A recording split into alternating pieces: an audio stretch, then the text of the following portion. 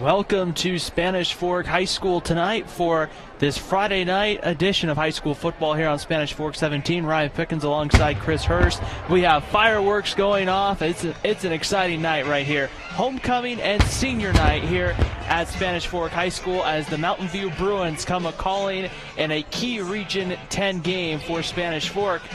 Chris, for the Dons, a win. And you have to think that you've all but clinched a 1 or 2 spot in Region 10. Well, you have, because the worst you can finish is 4-1 in Region play, and they're playing Orem next week.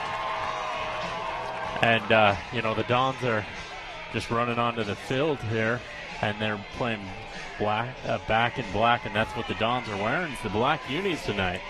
Rolling out the all-black tops, black pants, and the silver helmets. And Chris, for Spanish Fork here, and I don't know, but we haven't done the national anthem here yet, and everybody's getting ready to go. So I have a feeling we're going to stop here really quick to get the national anthem here.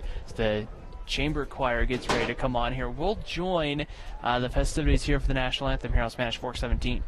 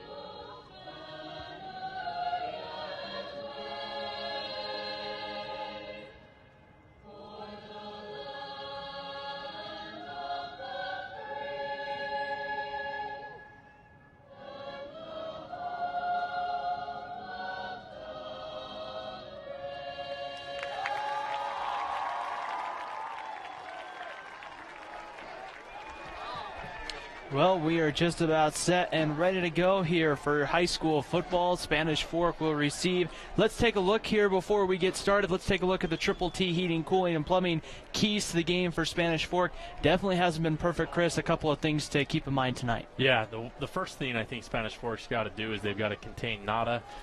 We're just going to call him Nada tonight. He's the quarterback for Mountain View. Great basketball player, first year playing football, and he's really done a great job of leading this offense. So Spanish Fork's going to have to keep him in check. He can throw, he can run. Also, they're going to have to continue to maintain a balanced attack with Lomax running the ball, and also the last, and Chapel throwing it, and then the last one was limit the penalties. They had way too many penalties last week for my liking and pace, and so if they want to win this region, which they've got 2 more region games that are undefeated, they've got to limit those penalties. Dallin Draper puts the kickoff deep. It will be returned from across the 15 out across the 20 for Saili, and he will be escorted out of bounds around the 26-yard line, where the Spanish Fork Dons will start with the offense led by their senior quarterback Carson Chappell, who's been extremely effective, Chris. 1,400 yards passing, 15 touchdowns to only 4 interceptions. Yeah, he's improved a lot this year over his junior year. Last week, he's showed a lot of poise in the pocket. Had 380 yards passing on 21 of 27, and most importantly, no interceptions. So something that will be key these next couple of games. Only 2 regular season games left for Spanish Fork the rest of the way. And the first carry will go to Mateen Lomax, who breaks into the secondary. Look out. Across the 45 into Mountain View territory to about the 46-yard line. That's good enough for a Spanish Fork first down right off the bat. And the Dons are off here and moving here in the early going. Yeah, and Maricani had to make that tackle from his safety position, and you don't want that guy making the tackle. Great run by Spanish Fork to open this game up. Right off the bat, the second play right back to Lomax. This time he gets into the middle of that secondary. I believe it was Seth Burr, number 7, getting in on the tackle, but getting another yard and a half or two there was Mateen Lomax. And the one thing we're seeing here is Spanish Fork's not huddling up with all of their wide receivers here, and they're going a little bit faster than usual. So here we'll see what Spanish Fork decides to do on what's going to end up being a second down and about 9 as Noah Conway goes in motion across your screen at home. Carson Chappell back to throw. He will give it now to Lomax, who gets into the secondary across the 40, inside down to about the 38-yard line or so, maybe the 39. Will bring up a third down and short. And right here doing a really nice job kind of getting going with that running game. And that's been key, especially in some of these matchups against a team like Mountain View, Chris. The Bruins, you can see it on their bench. They're not a very deep team. A lot of guys going to probably go both ways. Yeah, you're right. There's not very many kids on that sideline. And the other thing, in the victory against Mountain View last year, Spanish Fork was able to run the ball very effectively. Mateen Lomax had a big ball game right off the bat. Here's Chappell trying to keep it with the flip out to Conway. Conway trying to make something out of nothing, but he won't.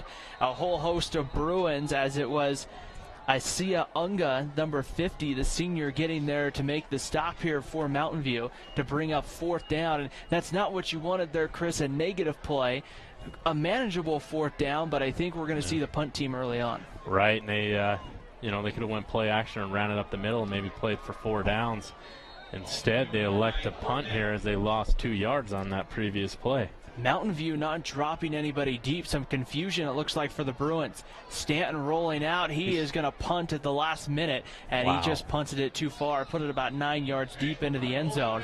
It would have been tough, a lot of touch there for Wade Stanton, but now we take a look at Mountain View, Chris, and they've used a couple of different guys at quarterback throughout the season, but like you talked about, one of the keys is Nada Suga Taraga. It's going to be a very big quarterback tonight for Mountain View. If the Bruins are going to come in and win this ball game, he has to have a good game, you would think. Yeah, and he didn't start the season at quarterback. They started him at wide receiver, but he's been able to accumulate over 1,000 yards passing, and he also has 369 rushing, so he's a definite dual threat quarterback. So 1st and 10, the Bruins starting at their own 20-yard line, and Suga Taraga throws this one out to Noah Jensen, who will get a yard, maybe 2, out across the 21. When you look at offensive playmakers on this team, Chris, it's been pretty spread around, but really right here you get into the receivers game. It's been Noah Jensen, the leading wide receiver, who just had that catch, came in with 26 catches on the season, and that's a big target tonight for Mountain View. And they're deep down threat is going to be Riley Cinema, who has 21 catches and 423 yards. Oh, high snap. And it's on the ground. Loose football, and Spanish Fork, I think, got it inside the 10-yard line, and they did. So the first turnover of the ball game goes in favor of the Dons, and that's the one thing you couldn't have if you're Mountain View and you're going to pull an upset. You can't give Spanish Fork any sort of favors, and right there, the Dons now forcing that big turnover right there, and that will end up being now an opportunity there as we get the Mikkel Christiansen and Wise attorneys at law. Great defensive play. A great defense makes for a great offense. Now the opportunity, Chris, for that offense to take advantage. Yeah, and we'll probably see him run it up the middle here and see if they can just punch it in on the ground. 1st and goal from the 9. Lomax trying to cut it back up through the middle, and this time gets just back to the line of scrimmage or so.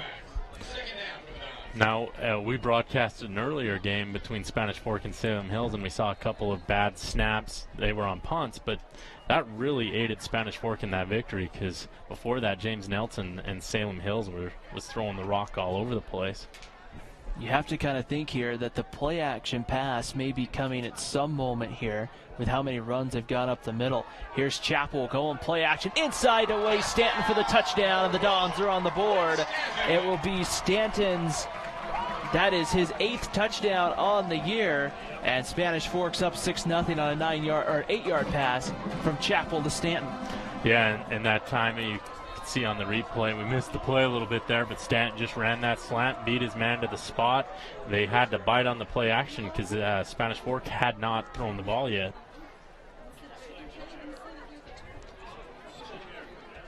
And so now a big opportunity there with the extra point is good for Spencer Red, and it's 7-0 Spanish Fork. You kind of thought maybe that play action pass, or at least I did, Chris, thought the play action pass would be coming eventually, and Mateen Lomax there really kind of set that one up. Yeah, he did, and he opened up the game with that big run. I know they ended up punting on that possession, but so far it's been the defense that got him, stepped up, created that turnover. Gavin Campbell picked it up, and you know, when you start inside your opponent's 10 yards, you're going to get some points more times than not. Spanish Fork, if you're just joining us, scoring on their second possession. They're in the all black tops with the silver helmets. Mountain View in the, I'm going to say, maroon pants, white tops, and kind of a maroon and yellow helmet, as Leo Saili will get ready to put a foot into it from the 40-yard line. Back deep to receive for Mountain View is Noah Jensen, and I believe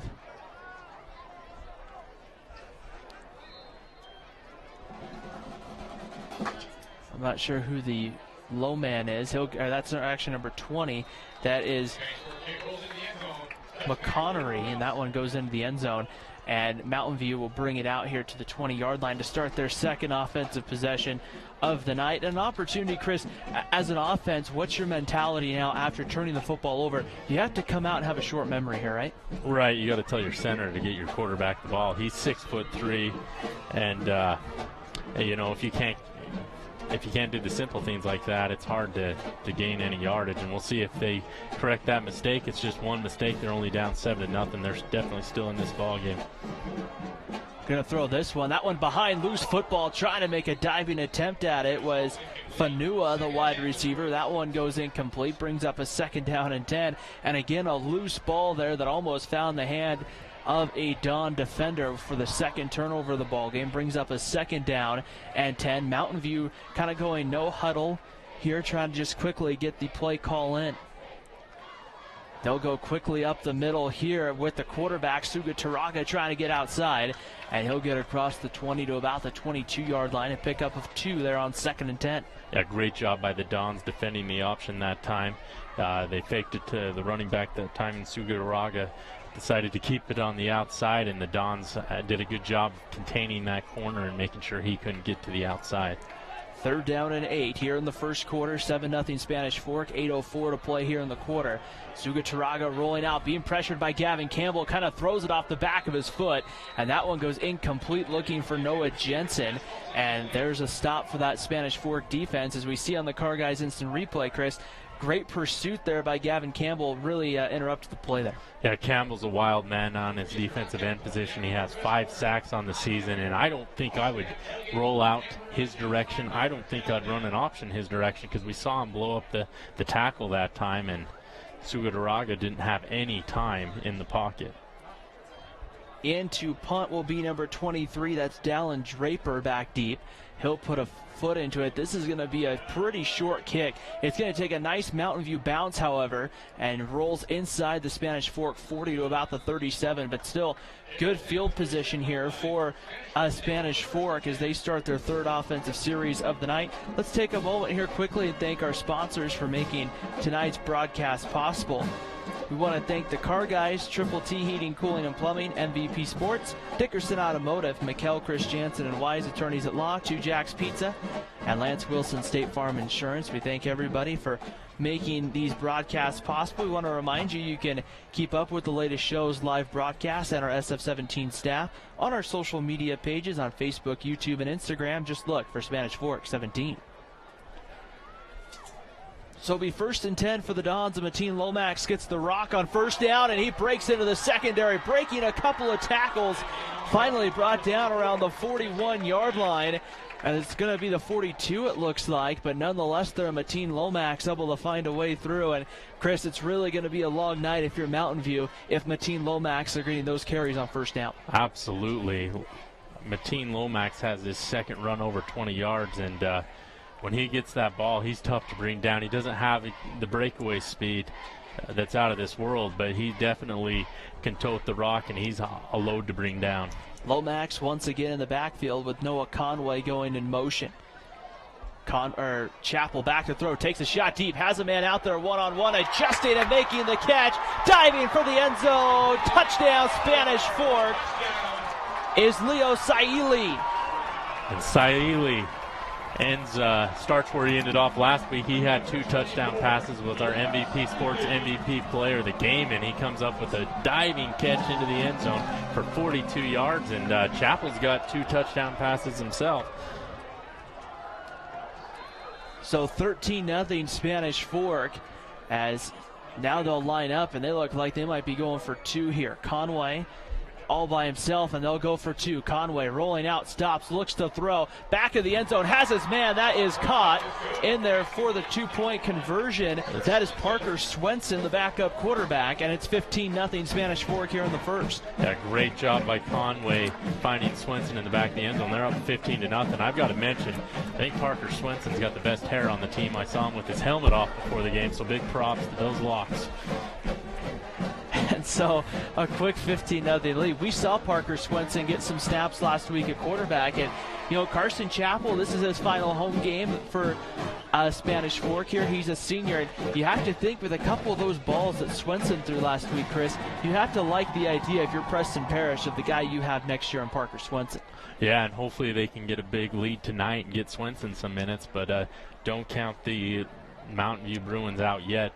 But if you're Spanish Fork, you definitely have to be happy with the way you played against Payson last week, and then how you started this ball game. That should give them confidence heading into this bye week.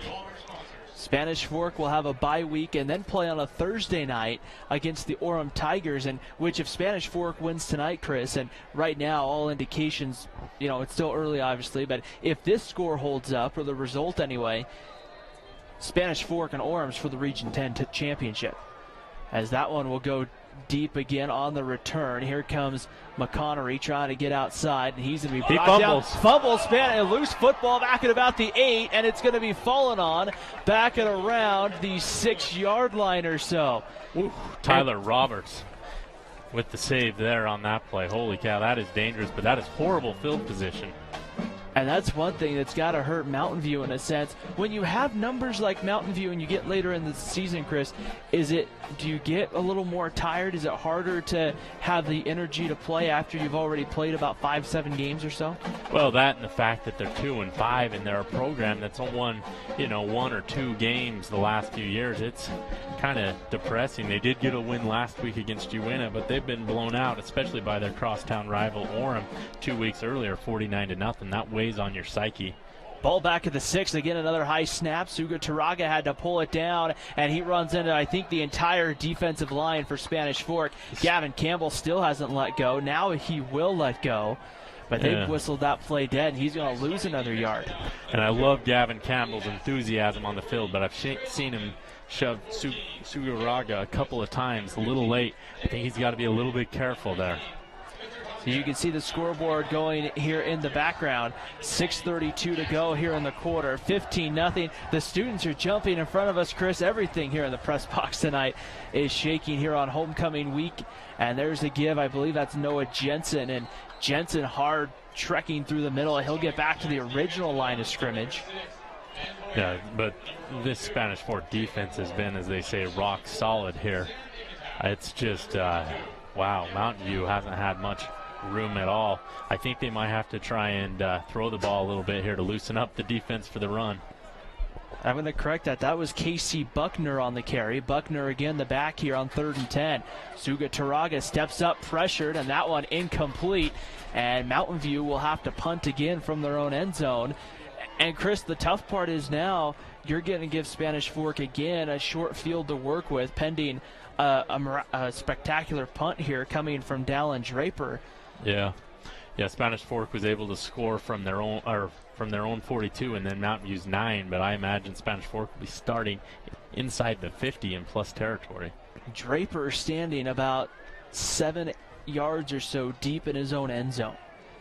Snap has to be good. It's a high snap. Draper goes back on it, and he will get it off, but it's a very short punt. Stanton from the 35-yard line gets outside, looking for the end zone. One man to beat, and Stanton will score, but there's a penalty marker that's thrown late. I think they're going to get a block in the back against Spanish Fork, so this one may not stand, but nonetheless, we see the short field there pay off for the Dons. They find the end zone, but this one's coming back. Yeah, it's coming back, and I think it was one of those block in the backs where the Stanton had already went past the defender, and it was completely unnecessary to the play. I saw it clearly up here and was waiting for the official to throw it, but his flag was a little delayed. If it was the one that I thought, Chris, Stanton was maybe 3 yards away, like the defender for Mountain View wasn't going to, the only way he would have had an attempt is if he dove and got lucky. Seemed like he was 3 yards back and like 5 yards to the right of him from our angle here and from your viewing angle. And so it's going to move the ball back to the 20-yard line here. So still great field position. Don't get us wrong up here. You'll take this if you're Preston Parish, but you take off the exciting special teams play. It's 1st and 10 Dons from the 20-yard line. And the Dons are looking to put up 21-plus points here in the quarter. Conway in motion. He gets the call on the sweep. Trying to get outside of the 20. Makes one man miss. Tries to make another man miss, and he'll be brought down around the 13-yard line. A lot of shaking and baking there for Noah Conway. Good pickup of about 6, maybe 7. Yeah, and the great thing on that is Conway is not going to go down easy. He is going to break an arm tackle there, juke a couple of guys, but, yards after contact for Conway are always large on every carry, or pass reception for that matter. So bring up a 2nd down and 3 here for Spanish Fork. Ball here on the 13-yard line of Mountain View. Dons again threatening. 4 wide receivers. Chappell back to throw with some time, looking over the middle, has a man that's caught, and that should be a touchdown for Spanish Fork. I believe it's Saili again. Mr. Touchdown Saili comes up with another one here. He's got his 2nd of the night to match his total from last week, and we're only 4:53 in the first quarter. Great job by him running poster out. They had double post that time, and Chappell puts the ball right where he needs to, and Chappell's got 3 touchdown passes tonight. That puts Saili with the 2 touchdowns last week. Saili now at 4 on the season. Carson Chappell now at 18 touchdown passes. Boy, Chris, he might be making a run at maybe Region Player of the Year. That one up and good, definitely for sure. First team quarterback, with that year Carson Chappell had. Yeah, and the other thing Chappell's done is I don't think he's thrown an incompletion tonight. He only has 3 or 4 pass attempts, and 3 of them are touchdowns. So 3 quick scores from Spanish Fork. They're up 22-0 here in the first quarter. As you look, and I don't think we have a way to get a shot of this, Chris, but the student section in front of us, there I think is 1, maybe 2 rows empty, and then it's just nothing but students. They're excited right now about Spanish Fork and that's football. a lot better than last week where I couldn't count how many rows were in front of us, so it's great to see the student body here. And as I look off to the side, the grandstand's pretty much filled here on the Spanish Fork side. Which should be fun and exciting here, of course, on senior night for Spanish Fork. The Dons trying to finish it off here and really have a good season here at home, of course, in a position to host a home playoff game against Region 12. They would match up with either the 3rd or 4th place finisher. Right now, Mountain Crest and Ridgeline, they're tied at 2-1. However, Mountain Crest winning the game earlier. And there's another low kickoff that's misfielded and now picked up by the Bruins. They're going to break free into the secondary, but brought down across the 20. Believe that was, and there's a late flag that comes in from the official trailing the play. And I think that penalty was warranted. I heard a whistle, and then I saw him get hit, but it's tough in these bang plays. But Mountain View will get good field position, and if you're Mountain View, it is gut check time. If they want to get back in this ball game, they're going to have to at least mount some sort of offense, maybe not go 3 and out this time. 4 minutes and 44 seconds to play here in the first quarter, as we're going to get the personal foul penalty against Spanish Fork. So that will tack on, I believe, 15 to the end of the return, which should put the ball out around the 46-yard line or so. Here for, the 47. I was close. I'm getting better at my math, Chris, Well, we got you enrolled at the finest university in Orem, so we'll get you there, Ryan. I think it might be the only true university. That one throwing high, almost intercepted. That one incomplete, attempting to get there to Fabian. When I say that, there's some other great colleges and schools. I think it's the only university. That one incomplete, brings up a 2nd down and 10 here for Mountain View. Right, and Lundquist went up to put the hit on it. If he would have laid back a little bit, I thought he was going to pick it. I almost could see it was going to be high and going to be tipped. So great defense that time, though, by the corners, and Lundquist coming up to make a hit that time. 2nd down and 10 here for the Bruins. They send Noah Jensen in motion across your screen. Here's the give up the middle. It's Casey Buckner again. He runs right into the middle of the defense. Believe it was Bubba Rupena in on the tackle. Yeah, and Rupena, man, he's a beast. He's over 300 pounds, and he clogs the middle. So Mountain View has not been able to run the ball at all up the middle in this 3rd and 8. And the coverage by this Dawn secondary has been A+ so far tonight. I wish I had the stat, but I would say Mountain View's under about 10 yards tonight. They have not... And there's going to be a pass over the middle. That's going to be complete. A nice one there. Fumble, loose football, and I believe Spanish Fork got on it, but we'll see here. Don's saying they do. No official signal yet. Defense is running off. And they're going to say it's 4th down, it looks like, says the official. Wow. A great job there by Foley Fanua there, the junior wide receiver, but one of the biggest things there, Chris, is making sure you hold on to the football. Do you go for it right now if you're Tyler Anderson and the Bruins? Yes. You're down 22-0 in the first quarter. What else could go wrong for you? I mean, you're not playing a field position ball game. You're playing to try and get back in this ball game. 4th down and 1 yard. Anderson, or sorry, not Anderson, it's Suga Taraga trying to get outside, looking for the 1st down. I think he's short. I don't think he got there. He got back to the line of scrimmage, but he didn't get the 1st down. It will be a turnover on downs here for Mountain View, and that kind of sums up their night with the run, Chris. It's been really hard to get even a yard running tonight. They haven't picked up a single 1st down, and I'm wondering how close are they to plus yardage, because they had that big fumble that pushed them back that Spanish Fork recovered. If they're probably 5 or 6 total yards maybe in this ball game. Now, if I'm Spanish Fork, I'm throwing it deep on this play here, and I'm just trying to take the heart out of the Bruins. Mountain View showing blitz right here. They're going to try to get it to Conway, trying to get outside. Good pursuit, and getting back there and bringing it back, Seth Burr from his defensive backfield spot. We've seen Burr flying around the football a couple of times tonight for Mountain View, and Burr there just kind of read that and just blew the play up. Yeah, and there were 3 Bruins that did a great job of containing, and Conway tried to dance his way for some positive yardage, but he was outnumbered. The offensive line for Spanish Fork has done a great job all season. Cameron McKay in there, number 65. Ikeatau in there as well.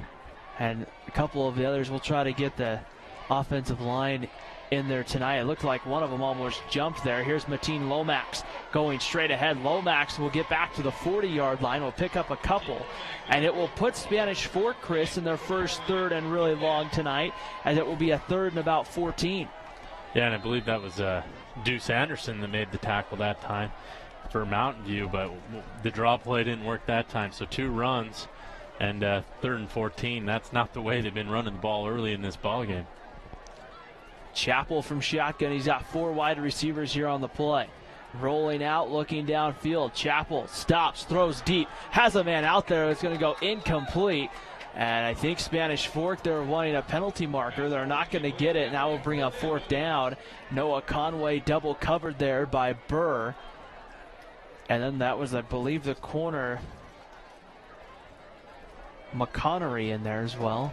That'll bring up a punting situation. Pretty good coverage downfield, and I wonder if Chappell just threw that one away, knowing that nobody was going to get to it. 4th down and 14. Stanton will come in to punt. It will be Burr, will be the lone man back deep. He's standing at about his own 17-yard line or so. Here comes the pressure. They got some pretty good pressure there as Stanton rolled away. It's going to take a good bounce. Burr picks it up on a bounce, makes a couple of men miss, goes down the sideline and gets to about the 28-yard line, where Mountain View will start here with their next offensive possession here in the first quarter, trailing by a score of 22-0 to the Spanish Fork Dons. The first time, though, a big step there for Mountain View in getting a stop. Now that offense has a chance to maybe build something. But they got 9 yards. They just got to get that extra one to pick up the first down. And, Spanish Fork's done a great job on that last punt. Gavin Johnson on getting downfield and making a tackle. And I think the Dons have been playing well on all three sides. And so Mountain View is going to have to do something here on offense, like you said, to get back in this ball game. Gavin Johnson, one of those seniors. Gavin Campbell there, looks like jumped into the neutral zone, but we may see, and it looks like we're going to see offsides against Spanish Fork. Oh. That's what it looks like. The official coming in from the sideline put his hands on his hips, and it will be offsides.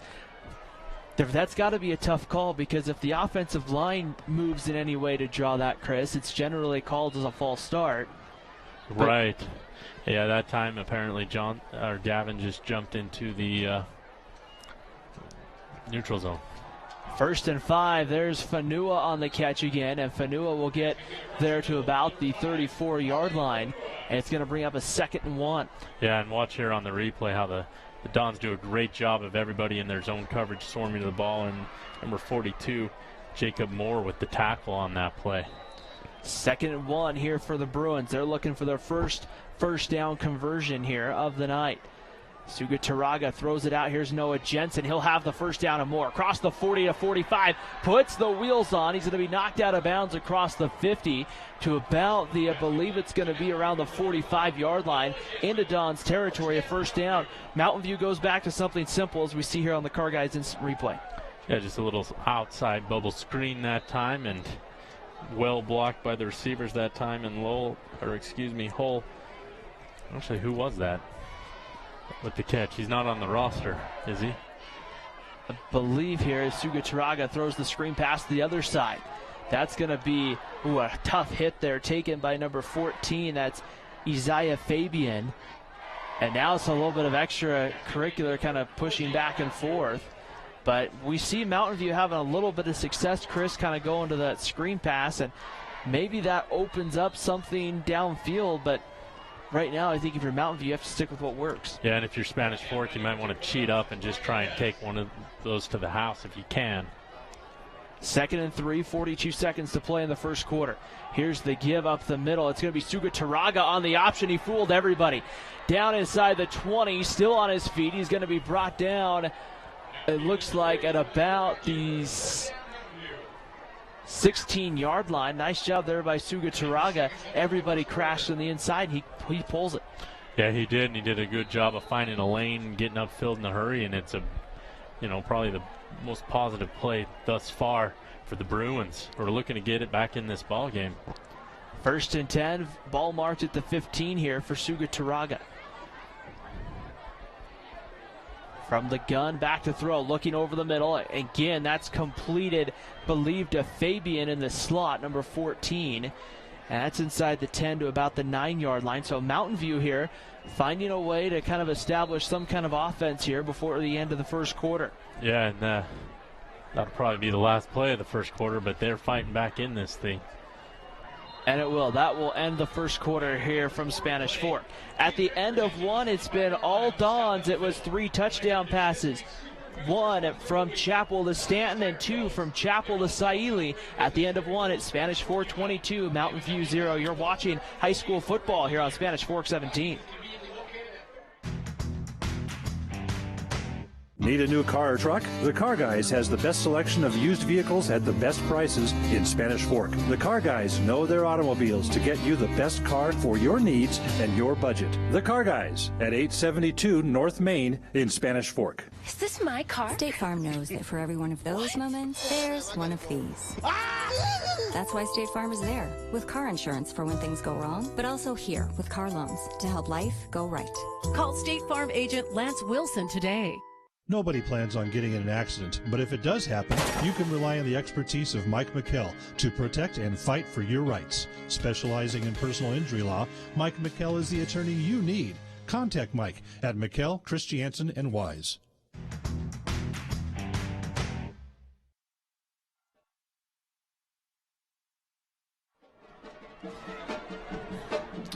Well, start of the second quarter here on Spanish Fork 17. Ryan Pickens alongside Chris Hurst as Mountain View, who's right now for the first time tonight threatening the end zone as we start the second quarter. It's going to be a 2nd and 3 for the Bruins. And it's Suga Charaga back to throw, looking out again in the flat, has his man. It will be completed to about the 6-yard line. And Noah Jensen again there on the catch. It's going to bring up a 3rd down and probably around 3 or so coming up here for maybe 3rd and about 1.5 yards. It looks like 2. They're going to put up the scoreboard here. Yeah, and if you're Spanish Fork, you get a stop here, and you'll pretty much take their will to win out of this ball game, possibly. Suga Charaga looking for Jensen in the flat. He makes the man miss, looking for the end zone, and he's in. Touchdown, Mountain View, as it was Suga Charaga getting his 11th touchdown pass of the year. And it's Jensen in the end zone for that one. I believe that's his 2nd or 3rd on the year for Mountain View. And we got some discussion here. Oh, looks like they're going to go for 2. Which would make sense here, trying to cut into that lead here. Spanish Fork converted the one time they went for 2 in the first quarter. We'll probably see a similar kind of rollout play. Suga Charaga looking over the middle. That pass picked off in the end zone. And that will end the threat there for the 2-point conversion. But, Chris, if you're Mountain View, that's just a big touchdown pass to get in the end zone there to get some kind of points. Yeah, it looked like they weren't going to be able to compete at all in this ball game, and that drive will give them some possible confidence here, especially if their defense can get a stop here, and if they're able to get the ball and score again, we've got ourselves a ball game. Otherwise, that thing was looking like a train wreck for Mountain View early on. And for the Bruins, you talked about going to Uinta last week. They get a big win. With Salem Hills being 0-2, Mountain View is in 4th right now. And if they can maybe find a way, depending on what Salem Hills does the rest of the way tonight, the Skyhawks in a must-win game tonight. But if Mountain View can maybe try to pull another win, they could backdoor themselves into the number 4 spot. Yeah, they could. It's going to be, there's only 6 teams in the region, and 4 of them have to make it. So, with the, it was a huge loss when they played Payson early or in the season. But if they can pick up a win or 2 here, they do have a. Had it in front of me. It's Saili and Stanton back deep to receive the kickoff here for Spanish Fork, and this kick will go here, and there's a flag that flies immediately here. Whistles blow. Looks like he kind of hop-stepped his way to kick the ball that time, and the other guys ran past him. So this will move the kickoff back 5 yards. For Mountain View, Chris, their remaining schedule shapes up. Is it a favorable rest of the way for Mountain View? Well, they're at Salem Hills next week, and that'll be their last region game. So really, if they want to make a run for the playoffs, they've got to find a way to either win tonight or at Salem Hills, and then they don't hold the tiebreaker against Payson, so they might need a couple things to happen. But then they end the season at West. So that's a non-region game, but that could be an important one to tune up if they find a way to win tonight or find a way to win at Salem Hills and get some lucky breaks. The kickoff going from back deep at the 35-yard line. It's going to be kind of a short kick. It's going to be returned well by Spanish Fork. Look out. It's Dallas Ieri on the return. And Iera, gets across into Mountain View territory at about the 35-yard line there as we see that kind of short kick, and this time it kind of comes back to hurt Mountain View. Yeah, great job by Iera catching that ball in the air and getting up to full speed in a hurry, and Spanish Fork starts with great field position, and when they've started on this side of the 50, they've scored every time tonight. Boy, he has a ton of speed. You could just kind of see it there on that. He got going full head of steam pretty quick. 1st and 10 here for Spanish Fork. Chappell back to throw. With some times being pressured. Takes a shot deep. Has a man out there. Just overthrew the intended wide receiver. Believe that was number 5. Believe that was It's number 6. Number 6, sorry, that's Hunter Clark. Number 6 and number 5 are very hard to tell apart, but they had what they wanted. Nobody was guarding him. The 2 guys were guarding Sayuli on the inside that time, and if Chappell would have just had another split second and he was under duress, they probably would have had 6 that time. I don't know if that's a play call. If you're offensive coordinator John Kemp, you don't kind of circle to go back to later on in the ball game. 2nd down and 10. Noah Conway goes in motion. They'll fake it to Conway. They give to Lomax. Lomax gets a yard or 2 to about the 34-yard line, and that'll bring up 3rd down and about 8. Mountain View's done a good job of shoring up the run in the middle between the tackles earlier in this ball game. Lomax was running like a wild horse. Carson Chappell, right now, you see him on your screen looking over to the sideline to get the offensive play call right now as it's homecoming. The class, I believe, of 98 is here at Spanish Fork tonight, having some festivities before the ball game. Chappell rolls out. Good blocks there on the edge. Chappell's going to stop, throws deep, has a man. That ball's tipped and incomplete right there at the last minute. A nice job looking for Stanton, but again, the defense comes up there and I believe that was Cinema that made the bat that time, and wow, that would have been huge. Instead, it's 4th and 8, and Mountain View's done a great job of playing a little defense here after they gave up 22 early points. And from the looks of it, it looks like Spanish Fork, who has the football on the 34-yard line, the Dons are going to go. They need around the 26 here to convert here on 4th and 8. 4 wide receivers. Watch Saili to the bottom of your screen. Chappell back to throw, looking over the middle, has his man, and that one's incomplete. There's a running stride for stride was the defensive back, and that one goes incomplete. Not a bad look for Carson Chappell and the Dons offense, but not able there to hit for the 1st down. A pretty good coverage downfield for the Bruins that time, and when it's 4th down, you either try and run for it or try and throw it up for grabs. I think that time you got to make it a 50-50 ball where it's 4th down. Instead, it looked like Chappell might have thrown it away. 10:19 to go before halftime. The sun has set. The lights are on. Chris, this is our final broadcast on a Friday night for the of scheduled regular season broadcast, we should say.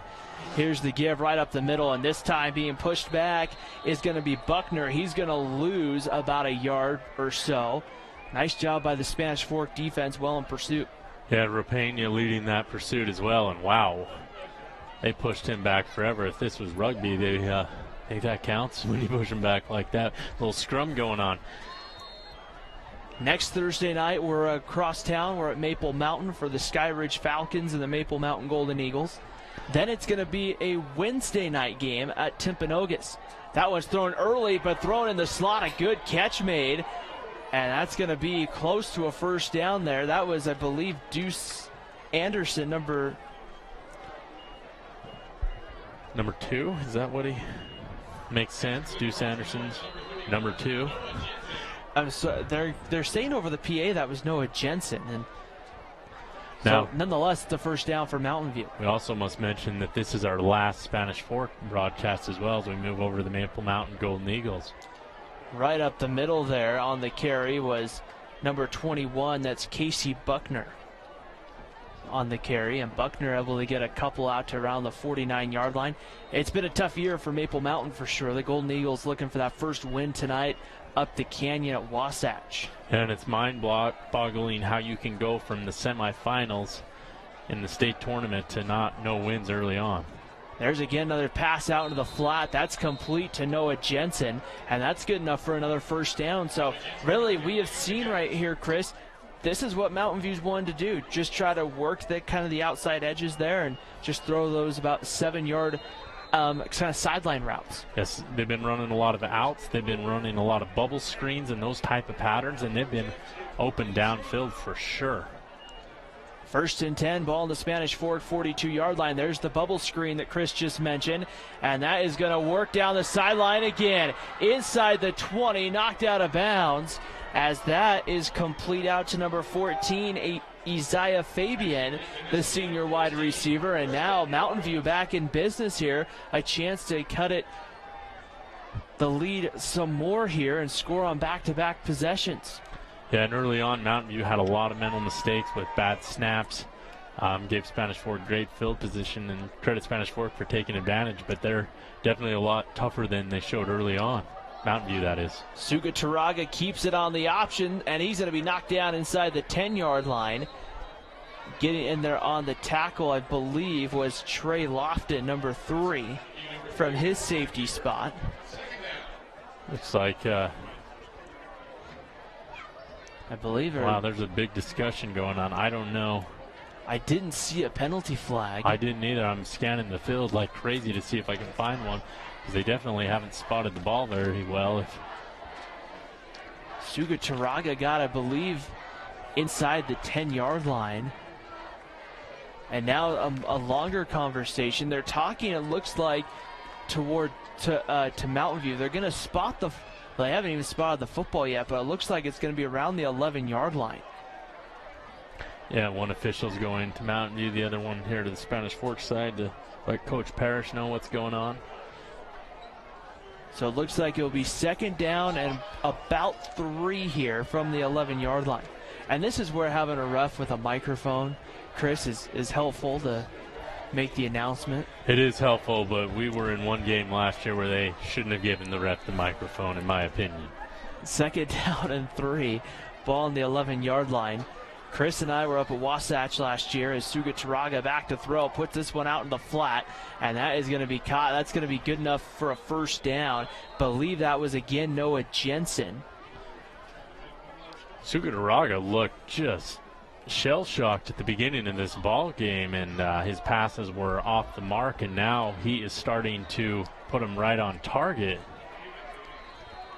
And that will give Mountain View a first down inside about the 8-yard line, so just past the marker. But Chris, that Spanish Fork Wasatch game last year was the game you were referring to, and the referee would try, the mic would cut out, and then sometimes the call was made a little incorrect. I mean, it was an adventure. It was an adventure for sure. And sometimes he would point the wrong direction. He was more worried about the mic and how his voice sounded than officiating the ball game, it felt like. But credit these refs. For the most part, they do a pretty good job. They're not aided with instant replay. There's not as many of them as, say, a professional game or a collegiate game. So they do a pretty good job, and they got to do it for the love of the game because they're not doing it for the money. Let's take a moment here. Let's thank our sponsors here on Spanish Fork 17 tonight for making this broadcast and many other broadcasts possible throughout our high school sports seasons.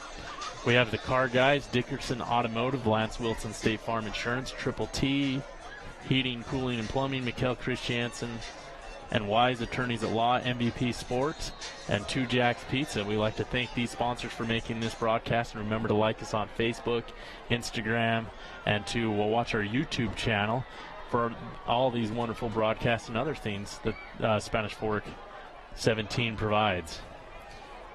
So a variety of different programming here on SFCN as here's the give. Suga Taraga going to try to keep it. Cuts back up into the middle, and he's going to be inside the 5-yard line. Well, probably right around the 5 or so.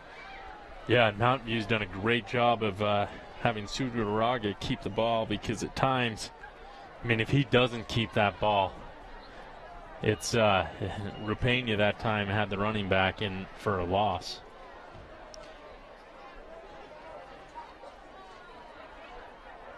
Orem's up 20-0. That one in the they've scored on 4 straight plays. Or something like that anyway. The Tigers off to a good start tonight, as nothing really too much going on there on that second down play. That will bring up third down here for Mountain View. And they hand it off to Buckner. I guess you got to keep the Dons defense honest, but that fake to Buckner and then just having Suga Taraga keep the ball has worked out very well. Handing off to Buckner has not. So it's going to be third down and 4. Ball on the 4. Right here, rolling out. Suga Taraga looking for the end zone. He's going to lose a yard. Getting in there immediately was, I believe, Gavin Johnson, number 5, getting there from his linebacker spot. And that's going to bring up fourth down and goal from the 5. And it's a huge play here for Mountain View. I might want to kick it here. if they have the talent at the kicker level, just to get some points on the board, cut the lead. Still would be 2 possessions, but it would be a little bit closer. Are there some dangers if you don't score here of flipping momentum? Yes, I mean, you come away with nothing here if they can't make it. Sugataraga pressured, hit as he threw, and nothing going on right there. All that play blown up by the Spanish Fork defense. We'll take a look at this one, the Car Guys instant replay. Yeah, Gavin Campbell with great pressure, but a great hit that time by number 18. Tonga that time, Spencer Tonga, and Spanish Fork will start the ball, not with the best field position, but the defense didn't give any points, and might be time for one of those long 19-play drives. We've seen it hit with Spanish Fork here where they've been able to grind out a long drive. We haven't seen that, however, since back about week 1 of the regular season. Here's the give right up the middle. Mateen Lomax trying to get outside. He's going to have enough for the first down. Across the 15 to about the 20-yard line. That will be a first down here for Spanish Fork with 5:58 to go here in the first half. The Dons trying to get back. They got off to such a quick start, but then offensively he's kind of slowed up here in the last few drives. And that gets them out of the shadow of the goal line as well there, as that's a huge pickup of 15 yards by Lomax. 2nd down and 5. Here's the give right up the middle. Sorry, 1st and 10 from the 20, and that will there give Lomax back to the line of scrimmage to bring up 2nd down and 10 from the 20. Yeah, Maricani that time for Mountain View wasn't fooled, and it seems with the running game with Lomax tonight, it's either been hit or miss. He's either getting a 9, 10, 15, 20-yard run, or he's getting nothing. So here's the 2nd and 10 play for Spanish Fork. They'll spread the field here with 4 wide. Chappell back to throw, looking over the middle. That one, I believe, got potentially batted down. The Chappell's pass was batted down by Muonga that time for Mountain View, who was on the defensive end. If you can't get to the quarterback, they teach you to put your arms up, and that's exactly what Muonga did that time. And it'll bring up here a big 3rd down and 10. This is where Spanish Forks had a hard time tonight, is being in these 3rd down and longs. Maybe we see them go back to the play we saw on the touchdown earlier. Here's Lomax trying to get the marker. He will have plenty. He will get the first down and some across the 35 to the 36-yard line. And how depressing is that if you're Mountain View? You stop them on a first down run, incomplete pass, and then they're able to just still, hey, it's 3rd and 10. We don't care. We'll still run it up the middle on you. 1st down and 10. Mountain View right now not really set and ready to go. Here's Lomax trying to get outside across the 40 to about the 43-yard line. A nice job there. If you're Tyler Anderson, Chris, you have some guys starting to get tired of late penalty flag coming in. Do you consider using a timeout here just to get your guys some rest here before half? Yeah, that's a good idea. The other thing it does is it'll allow more time for you to get the ball in any scenario, but you might want to, hang on to those timeouts on the flip side, just in case you need to run your 2-minute drive. But the one thing you can't afford is penalties after the whistle's blown that cost your team 15 yards, and we just saw one of those by Mountain View. It's going to move the football to the Mountain View 42-yard line here for Spanish Fork with 5:04 to go here in the first half. 22-6 lead right now in favor of Spanish Fork. The Dons offense kind of slowed up here late first quarter, start of the second quarter, but the Dons trying to move the football right here. 1st and 10 for Carson Chappell. Back to throw. He'll give the drop play again to Lomax. Lomax breaks another tackle. Foot race to the end zone. He's going to be pulled down at about the 12-yard line. It's going to be a first down right there. And, Mountain View's been getting in good defensive position there, just not able to make the stop. And once again, Mateen Lomax doing a lot of what he did last year against Mountain View, Chris. Break tackles, and starting to wear out that defense. Right. Fanua has to run off the field for Mountain View as he twisted his ankle. Lomax again straight ahead. This time he'll only get a couple down to about the 6-yard line. And it'll be 2nd and goal from, it looks like they're going to give him about the 5.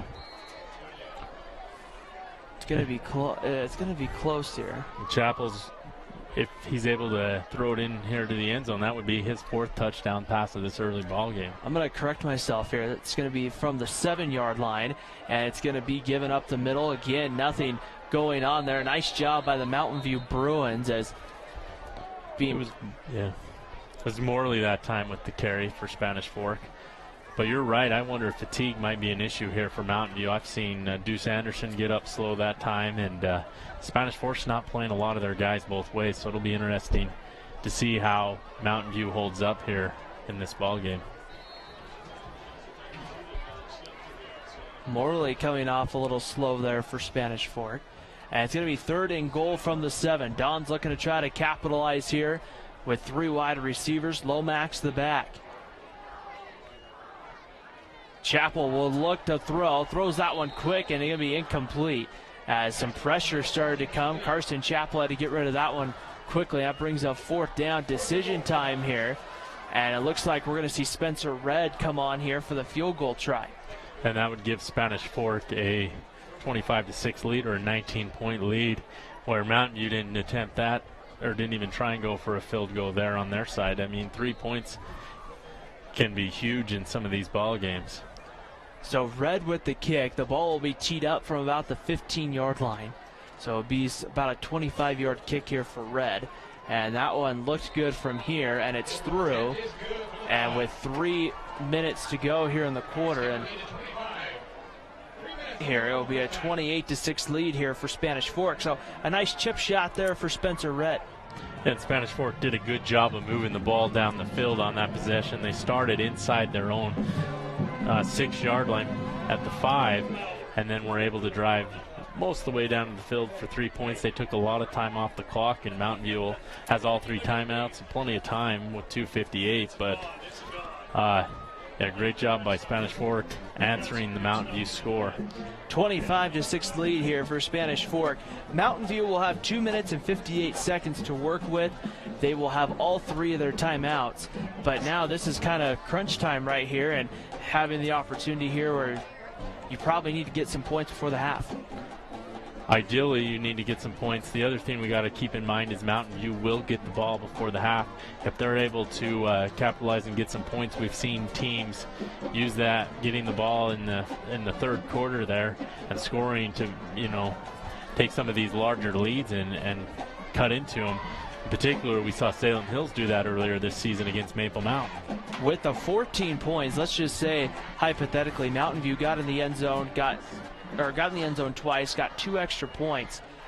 They could make it a 25-20 game or so. Yeah. Before Spanish Fork saw the football again. This kick was going to go well out of bounds there by Saili, and that will bring a flag here out with 2:58 to play here in the 2nd quarter. Yeah, and if you're Mountain View here, you need to continue to run those short, quick passes to the outside, bubble screens, out routes. Keep it simple because they're not getting much time with the pressure that Gavin Campbell's been able to bring. And Rapanian and some of their friends on that defensive line, I think that's been what's working for Mountain View tonight. So 1st and 10, they'll take the ball at the 35-yard line, and the Bruins will go back to work here with 4 wide receivers and a single back in the backfield. Suga Taraga will roll out. He's being pressured by Gavin Campbell. He's going to be hit as he throws, lays it out there, and puts it out of bounds. There's a penalty marker, however, that came in there at the end of the play, and we'll have to see here. There's one at the line of scrimmage. There's another one in the secondary, back at around the 40-yard line for Spanish Fork. And they're, I don't know if that was a hold downfield, and maybe it'll be negated by another hold or a late hit by Campbell. We'll have to see. We're going to looks like we have pass interference and then a shot to the head on the offense. They're going to offset, and I believe that should be replay 1st down. And I didn't see. Preston Parrish is out there pretty good right here. Well, that ball might have been uncatchable that time, he might be arguing. So nonetheless here, it's just going to be, at the end of the day, offsetting penalties, I believe, and the ball back at the 35-yard line. So 2:52 to play before half. And the Bruins will come out here of Mountain View looking to try to see if they can try to get some points here before the half. The last thing the Bruins want is a turnover. Suga Taraga back to throw, looking down the field. That one thrown almost into 3 guys. It will be batted away. And right there, Chris, that's the dangerous pass. If you're Mountain View, you can't really have at this point. Yeah, when I saw that ball float in the air, I could only think of one thing, and that was INT, and it didn't happen that time. A dangerous pass that time by Sudaraga, and I think he got lucky that wasn't picked when you loft one into triple coverage. Second down at 10, 2:47 to go before the half. Suga Taraga back to throw with some time now, rolling away, now being pressured again, being chased, and he's going to throw it away back at the 52, or back at about the 22, Gavin Campbell, and there comes the penalty flag as he just threw that one out of bounds. And Chris, that's probably going to be intentional grounding. It didn't reach the line of scrimmage. As a matter of fact, it didn't even come close to reaching the line of scrimmage, and so it's going to be a grounding penalty that time. It'll negate a sack, but at the same time, loss it down, and you lose all the yardage. It's a spot penalty to where he threw it. And that's, I think, why you saw the officials adjusting that flag. They kind of kicked it an extra yard or 2 ahead to make sure that they had an opportunity there to be able to get the right spot. It's going to put Mountain View, Chris, in a 3rd down and a mile. 3rd down and 31, and they lost 21 yards on that play alone as they marked that ball at the Mountain View 19. The clock will stop here as now the Bruins here, you have to think, might just try to run it, call something conservative and punt. And if you're Spanish Fork, you got to stop them, and I'd use one of those timeouts. 3rd and 26, Suga Taraga rolling out, looking downfield. He's just going to run. Now stops at the last second, throws that one. It's going to be tipped and intercepted. Here comes the Dons coming back the other way. Looking for the end zone, going to be pulled down at the 10-yard line is going to be, that is number 36. That is Boyack on the INT, and that's a situation where Suga Taraga, Chris, has to know just to hold it. Yeah, great job by Boyack dropping back into coverage as a linebacker. He's the leading tackler for this team. The ball gets tipped a couple times, and he gives it his best shot to get in the end zone, but nonetheless, Spanish Fork will start on the 9 for, I believe, the 2nd time in this ball game, if I'm not mistaken. Mikel Christiansen and Wise, attorneys at law, great defensive play right there for Ben Boyack with the interception. Takes it back inside the 10, and the ball will sit at the 9. 1st and goal, Spanish Fork. The one thing you couldn't afford if you're Mountain View, and you gave it to Spanish Fork. Here's Mateen Lomax looking for the end zone, and he's going to be close. Is he in? Touchdown, Spanish Fork. Mateen Lomax in from 9 yards out. A great job by Lomax, using patience that time to wait for the blocks to develop, and then using a burst of speed to find the hole and get inside the end zone as he uses all of his 200-plus pounds to power his way there at the end. That is Lomax's 7th rushing touchdown of the year. He's up over 700 yards on the season. He came into tonight with 698, and it looks like Spanish Fork may try for 2. Conway going to roll out, being pressured. He's going to stop now, rolls back to the other side, looking to throw. Now he's going to roll to the other corner. He's got a man out there, and it's going to be in and out of the hands of Saili. However, Chris, you have to wonder if Conway just runs to the pylon there. Yeah, we got a little fight going on as well between Rapena and somebody from Mountain View. And there is a penalty marker down on the field, however. Now some of the coaches will come in as some of the teammates try to hold everyone back. But, Chris, you know, looking at that play, and I don't know if we'll see it on the replay just because with the penalty in that, it looked like Conway just kind of rolled out. Conway might have had a chance to just run it in. He did, but he was waiting for the pass to develop. If he would have ran immediately, he could have.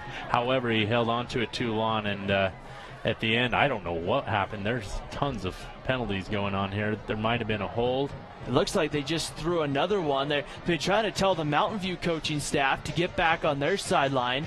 Preston Parrish told the same thing, and now they're going to sort this one out. Mountain View has to be disappointed with how this ball game's going, and I don't know what happened there. We had a near fight, and teams are getting a little chippy, and that happens sometimes when one team's dominating the other and the other team doesn't feel like they were going to come in here and lose by 25. A little frustration play going on. And we'll kind of see here what this does here. They're going to pick up the penalty markers, We're waiting here for our official to make the call. We're going to have a hold against Spanish Fork. That penalty's declined. We're going to have a dead ball, unsportsmanlike conduct, Spanish Mountain View. That player's been ejected. And that player's been ejected. We're not sure who it is as we look, trying to look at who is going to be walking off the field, because they won't allow that person to stay on the sidelines. That person will have to leave the facility, if I remember the rule correctly. It's not something, Chris, you and I have ever seen a player get ejected. Well, I believe I have, but it's been, 8, 9 years maybe. Well, we haven't seen it together, Chris. Right. But this is going to be interesting, and right there, they'll explain stuff here to Preston Parrish. The hard part is, Chris, that sets dangerous precedent to making sure now that you have to be telling your guys, if you're Preston Parrish, right, make sure to keep your emotions in check, don't do anything stupid, or don't do anything unsportsmanlike, because now, how quick is the ref going to be to eject somebody else if a fight breaks out? Right, and I think if you're Spanish Fork, you're going to be able to kick this ball, I believe at the Mountain View 45, I'd go onside kick, and I wouldn't even pretend I'd sell out on it, that we're kicking it to this side. It's going to be onside. We want the ball again. We want to score and make sure this ball game's over at the half. I'm not sure what the rule is here in Utah. I know in Oregon, or at least at one time in Oregon, if a player got ejected, that player had to leave the playing field. I haven't seen anybody from Mountain View leave the field yet, but I could have missed it too. Nonetheless, here it's not going to matter with 2:21 to go in the first half. 31-6 here in favor of Spanish Fork, as Leo Saili will get ready here to kick it off here. Mountain View most likely here, unless Spanish Fork does the onside kick, will probably start from their own 20-yard line. We'll see here the kick that Saili puts on here in a moment. And Saili here will put a foot into it. It's going to be that squib kick towards the sideline. It's going to go out of bounds inside the 5, and so instead now that will move the football back to about the 25 because of the 15-yard penalty, I believe. It could be. It could be. We'll see here where they're going to mark it. I believe it's going to be. They're walking towards the 25, so still not great field position for Mountain View, but yeah. If you're Preston Parrish here, you have 2 timeouts. Do you look to use those timeouts here early on? Yeah, if they, you might not need to if Mountain View tries to throw the ball, but if they run the ball and you get a good stop there, you might want to use one of those timeouts, see if you can get the ball back before the half. But it looked like Mountain View might claw their way back into this game, no pun intended. But Spanish Fork's done a great job of answering those 6 points and putting up 9 of their own. They just went over to talk with the coaching staff for Mountain View. I think they wanted a clarification on this. I believe the spot of the football. They're going to move the spot of the football back to the 20. So I don't know if they're saying the entire penalty, Chris, was marked off on the kick. Yeah, I guess when you kick from it must be you move the ball 25 yards from where the ball's kicked. That one right there, moving the pile, but nothing going on up the middle there for Buckner. And Spanish Fork does not elect to use a timeout here. They have 2, so they might want to call it after maybe this next play. 2:03 to go here in the first half. And the hard part is, if you're Mountain View, Chris, you had this opportunity where you had some stuff going your way, and then all of a sudden Spanish Fork just came back and just took all the momentum. Suga Chiraga tries to throw that one. That will go incomplete. Now, did you see Gavin Campbell do like a somersault that time over the Mountain View defender? Wow, he's playing hard and getting in there, and he got up high, and the Mountain View defender threw him over the top that time. So it'll be 3rd down and 10. Clock stopped now with 1:49 to play here before the half. 4 wide receivers coming on the field here for the Bruins. Back to throw with some time, stepping up, rolling away, ball's loose, and the question is who fell on it. I think Mountain View did. Campbell came up with the helmet. And nonetheless, and I think right there what Buckner, I think Buckner's trying to say Spanish Fork ripped off the helmet. He looked at their official and kind of went like this, but nonetheless, it's going to bring up I believe that's going to bring up 4th down and about 15 coming up here.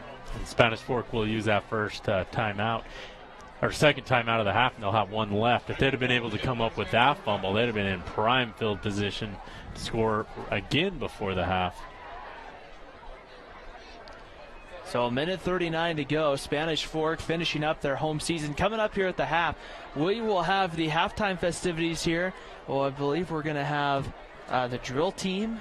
We'll have the homecoming festivities as well coming up, and then we'll have whatever else is coming up here. It'll be a little bit of an extended halftime like we've seen at some of the other facilities where we've had senior nights and homecomings. It'll be a 20-minute halftime or so, at least scheduled so far, so we'll kind of have to see here how this goes. But 4th down, it will be 4th and 16 coming up here for Mountain View. 1:39 to play before halftime. Saili and Stanton back deep there. Now they're going to go to their own about 40, or they're going to go to the Mountain View 45-yard line. They're going to punt it, however, from about the 1-yard line. The heels of the punter, Chris, is probably on about the half-yard line. So you're going to have a good snap here with Mountain View, and we've seen that snapping's been an adventure for Mountain View on these special team plays. Spanish Fork looks like they might be coming for the block. Pressure comes, they get there. Oh, horrible punt. And the punt is going to take a bounce. Saili's going to pick it up. It's one-on-one, and Saili's going to run it in. Touchdown, Spanish Fork. Wow. Everybody just stepped away. Mountain View, I think, thought somebody had called fair catch, and Saili, we'll see this on the replay, Chris, a heads-up play. Yeah, just went straight up. It was probably a 10-yard punt that time, and Saili runs it in from about the 25-yard line, and he'll get his 3rd touchdown of the night. This one on special teams. So I guess that's a punt return touchdown. So a little bit of everything right now going your way if you're Spanish Fork. And Spencer Red will come on here for the extra point here with 1:28 to go here in the first half. The extra point is through for Spencer Red. And a 38-6 lead for Spanish Fork here in the first half. Woo! Buckle up, Ryan. This game has gotten out of control. The hard part is, too, and this is something I've thought about, because last week we had Payson here, and Spanish Fork just really opened that one up. If you're Tyler Anderson and you're the Mountain View coaching staff, what's your mentality the rest of this ball game? Because right now, I don't see Mountain View climbing out of this hole to get back in this one. What's your mentality right now? Well, right now it's got to be, let's just get into the half without making another mistake. Probably run some very conservative plays, and then see what we can do here in the second half, see if we can't get a drive in the 3rd quarter. I know you don't want to do that when you're down 32 points, but when things aren't going your way, it seems to happen in bunches, and that's definitely been happening to Mountain View. I just want to get back to the locker room at this point. 1:28. Spanish Fork has one timeout, but I would be kind of surprised to see Preston Parrish and the Dons use that final timeout. Saili will kick. Now, one thing to keep in mind, Saili's had a hard time keeping the kick in bounds here, and this one will again go towards the sideline. It's going to roll out of bounds inside the 5 at about the 2.5. I thought maybe it might roll just enough to get into the end zone, but right there it just goes out of bounds, and now 1:28 on the clock, and Mountain View will bring the football out. They're huddling back at about the 5, but I believe it should put the ball at around the 35. Yeah, and maybe they just anticipate going back there for Mountain View, just the way things have been going. I don't know. The Bruins here need to kind of build some momentum, if nothing else. Get something positive going the rest of the way. Ball on the 35-yard line. Will be 1st down and 10 for Mountain View. 4 wide receivers ready to go. From the gun, it will be Saga Turaga, the quarterback, looking over the middle. That pass incomplete there. Again, thrown into the middle there, looking for Sanima over the middle, the wide receiver. And Suga Turaga, Chris, at times has looked very comfortable, but when he's had to throw down the field, it seems like it's been a whole different story for him. He hasn't had very much accuracy down the field. And the other thing I noticed is number 5, Fanua, for Mountain View, went out early. I saw him limp off the field. He's back in, so that's good to see for Mountain View. Outside of Fanua, it's been really up to Jensen most of the night. Here's Saga Taruga on a keeper. He will get across the 40 to about the 42-yard line. Good pickup of about 7, but now we'll bring up 3rd and about 3. Yeah, 3rd and 3 for Spanish Fork. You got to reset the play clock here, but right here, it's going to be a big play here, under a minute to play here in the half. 4 wide receivers back to throw with some time. Pressure comes, throws downfield. That one almost picked off, overthrown. Caleb Lundquist, the corner for Spanish Fork, was the closest receiver, and that brings up 4th down. And now the question right now, if it doesn't look like a punting situation for Mountain View, it looks like the Bruins are going to go for it. Yeah, and if Lundquist on that last play would have kept running, I think he might have had an INT, and instead he was watching the receiver and jumped. This has been a position, Chris, where Mountain Views like to try to go to the option.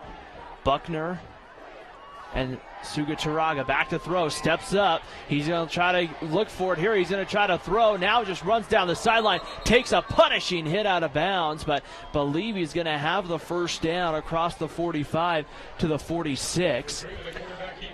Yeah, that was a great job by Joe Graham, 85, who laid the wood that time on Sugataraga. I believe that's 85. But they'll pick up the 1st down, but with 45 seconds, Mountain View's going to have to go faster if you're Spanish Fork. Look to beat Ballhawks, look to make an INT and see if you can't get another one before the half. Here's Sugataraga here on the option. There's the late pitch. They get it out there. Nice job by Buckner. He'll take for about 5 yards across the 50 to about the 47-yard line of Spanish Fork. And with 36.8, the clock has stopped. I'm wondering if Mountain View might have maybe used one of those, and there's a penalty flag down, so that's why the clock has stopped. There's a penalty marker on the far side of the field. You can see it right there. A lot of laundry on the field tonight. We got a face mask. So it's a 5-yard penalty. Won't get Mountain View a 1st down, but gets them awfully close. And now Mountain View has used their first timeout of the half here with 36.8 to go. You got to like the timeout in a sense there for the Bruins to try to see if they can do something to get down the field, Chris, and get some kind of points before the half. Yeah, that would be ideal if you can get a score, but man, it's going to be like the 1980 Miracle on Ice type performance for Mountain View to get back in this ball game. It's going to be a miracle. They're trailing by 32 going into the half, and Spanish Fork's offense has played extremely well tonight. And I was going to say offense, defense, and special teams have played excellent for Spanish Fork. And that's a great sign if you're head coach Preston Parrish the rest of the way, because now you're in a position, Chris, where you can kind of put it on cruise control in a sense in that second half, get guys out injury-free, and then you have 2 weeks to prepare for Orem. Yeah, and if they're able to hold on, they'll be 4-0 in region, in the driver's seat to win the region title. That game against Orem is going to be the clash of the 2 Titans here in Region 10.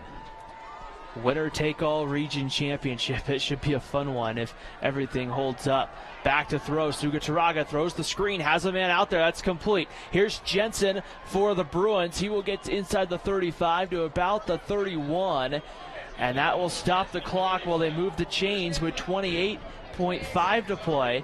Did he get out of bounds? It was close. I don't know if he got out of bounds or not. I know it was close for sure. It's going to be a 1st down. If he didn't, Mountain View might want to use one of those timeouts. Mountain View's acting like they're going to... There's a personal foul on Spanish Fork. I was going to say, I thought I saw a late penalty flag come in, and that's the one thing you don't want to do if you're Spanish Fork, Chris, is help out Mountain View in any other way here before the half. Yeah, exactly. It's you don't want to give your opponent any success at all, any confidence. 1st down and 10, ball on the 20-yard line. The clock stopped at 28.5. Sugataraga back to throw, looks over the middle, has his man, and that is going to be complete into the middle. A big kind of scrum-like in the there, as that was again Jensen on the catch.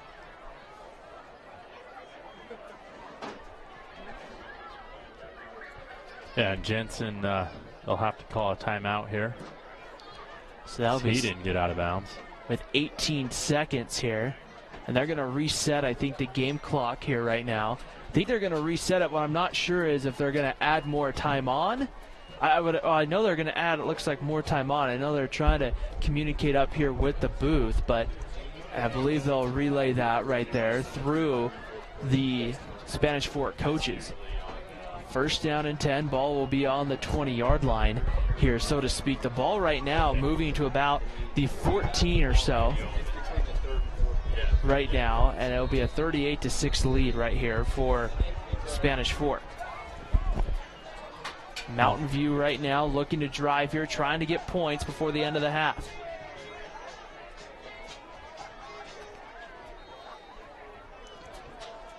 Second and 4, 22 seconds on the game clock. They put about 3.5 seconds and looked like somebody jumped, and now flags fly, and starting to see maybe some penalties come from Spanish Fork that isn't really helping things right now. Yeah, it's not. They've given up 5 yards here, 5 yards here, 15. It's just been one of our keys to this game was to limit penalties, and once again, Spanish Fork's having a lot of them. Ready to go here. It's going to end up being now a 1st and 4 for the Bruins, or 1st and goal, sorry, from the 8. They're going to go through 3 receivers to the bottom of your screen, 1 to the top. Sugataraga, the quarterback, will be back to throw with some time, looking to the corner of the end zone and threw that one out of the back of the end zone. Looking, I believe, again for Noah Jensen, number 31, the intended receiver there. Yeah, and great job by the Spanish Fork secondary that time as they forced another incompletion. Now Mountain View, like we said, they could have a 14-point swing here if they're able to score here and then at the half, but they are trailing by 32. And the only way they're going to get back in this ball game is if they score on this drive. And they're going to have to try to find a way to score quickly here. Sugataraga rolls out, 14 seconds on the clock, looking, and that pass is going to be, it looks like, incomplete. That's going to bring up third and goal from the 8. Yeah, great coverage that time by Lundquist as he may nearly pick that one off that time. And for Mountain View, they were trying to get Cinema on the end there, and he just plain wasn't open. So 12.3 to play here before halftime. Sugataraga, the quarterback, will get ready to go here with what's going to be 4 wide receivers. Sugataraga back to throw, looking back corner, incomplete right there. Again, looking for Jensen, who was covered well by Trey Lofton. Caleb Lundquist came over the top, and with 7.8 to play in the half, it will bring up a 4th down and goal from the 8. And right now, if you're Mountain View, Chris, you're going. You're going for it, but that ball hit Jensen off the fingertips of his hand. If he would have just been able to find a way to bring that in, this wouldn't have been necessary. But yeah, huge 4th down, and see if Spanish Fork can stop him here. Sugataraga back to pass with some time, stepping up, rolling away, looking, throws. That one's going to be in and out of the hands there with 1.5, and that will won't end the half, but that will end the drive. Again, we see the Spanish Fork defense, Chris. I'm going to describe it like this: they bended, but they didn't break there. Yeah, they gave up some huge penalties. They bended and didn't break, and Rapena on that time brought some pressure and brought the heat, and great job by the defender. I didn't catch his number, but blocking that ball out of the receiver's hand, and we'll probably see Spanish Fork nil, and we'll move on to the homecoming / senior night festivities. Actually, they probably did the senior night before our broadcast. They did the senior night, Chris. They had the future class of 2027 out there for it, as well as they had all the young kids from the youth programs here, as Chapel will take a knee. And right now, if you're Spanish Fork, you have to be totally happy right now at the end of the first half. Spanish Fork 38, Mountain View 6. You're watching high school football here on Spanish Fork 17. We're going to go ahead here, and now we will go ahead and we will take a break here on Spanish Fork 17. We come back, we will get that stuff here on Spanish Fork 17. Hi, welcome Come to 2 Jack's Pizza. For the best pizza you'll ever taste and our world-famous cheese sticks, come to 2 Jack's Pizza on Main Street in Spanish Fork, or call us for a quick delivery. Are you hungry yet? Come to Dickerson Automotive for all your car repair and maintenance needs. Now is a great time to make sure your car is ready for these cold winter months. We take the time to get to know you and your car to give you peace of mind. Dickerson Automotive, located way north on Main in Spanish Fork. MVP Sports is the #1 source for sporting goods in Spanish Fork. Football, soccer, all the fall sports, we've got you covered. Check out our new custom t-shirt builder. Design at home and we'll build it for you. MVP Sports, 72 North Main in Spanish Fork. The best time to check your furnace is before it fails, and you can rely on Triple T to do the job right. Our technicians are trained every year so you can sleep better at night, knowing your furnace is safe to operate. Call Triple T at 798-7711 to schedule your tune-up today.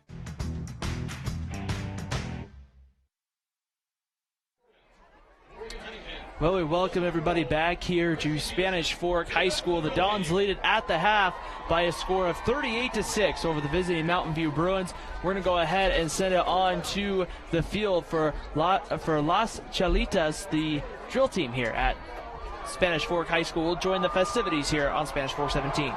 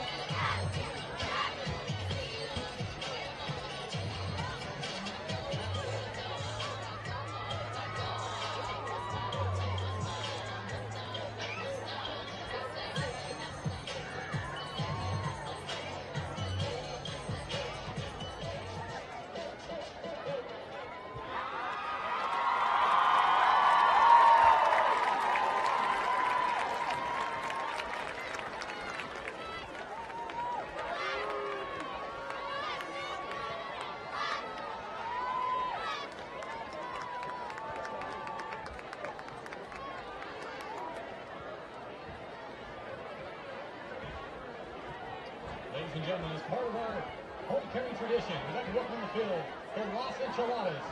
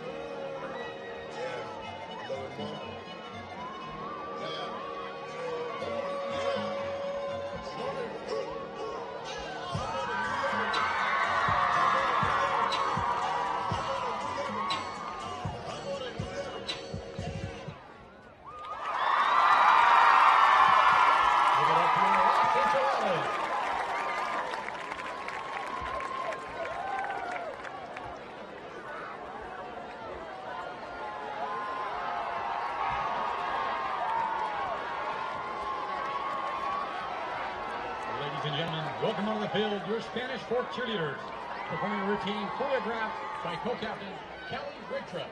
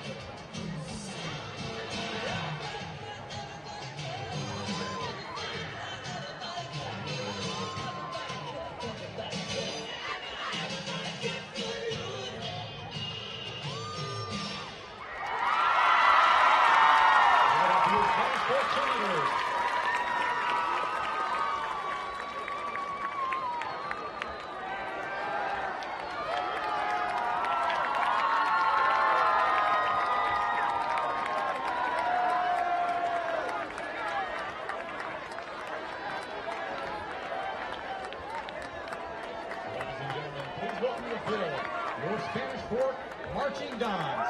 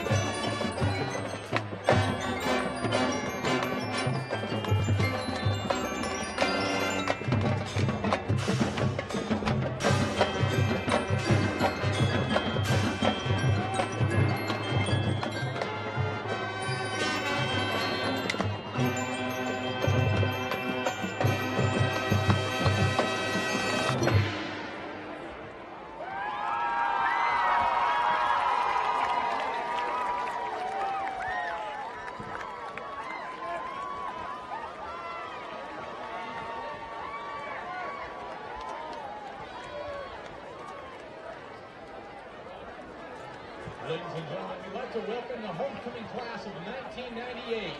Welcome back, ladies and gentlemen, the class of 1998. Please welcome the Spanish Fork High School, Phil, the 2017-2018 homecoming royalty.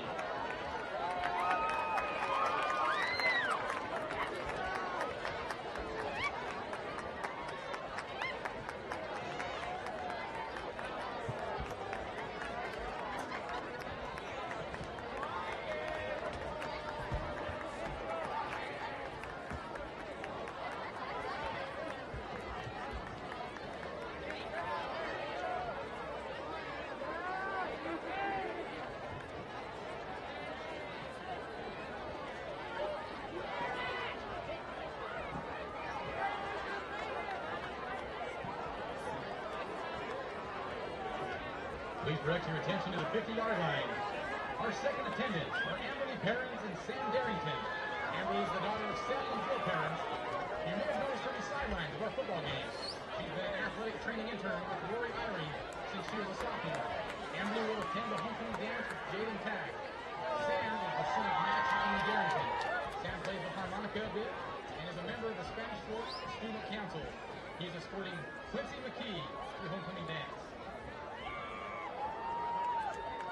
Our first attendants are Sarah Heaps and Carson Chappell. Sarah is the daughter of Corey and Diane Heaps. She loves running, but due to an ACL injury, has been out the past few months. She will be escorted to tomorrow's dance by Ty Palapoe. Carson is the son of Josh and Dana Chappell. Carson is not on the field right now, but he'll be back in just a few minutes with the rest of our Mighty Downs football team. Carson's date for the homecoming dance is Sheridan Freer. Our homecoming king is Gabriel Sackett.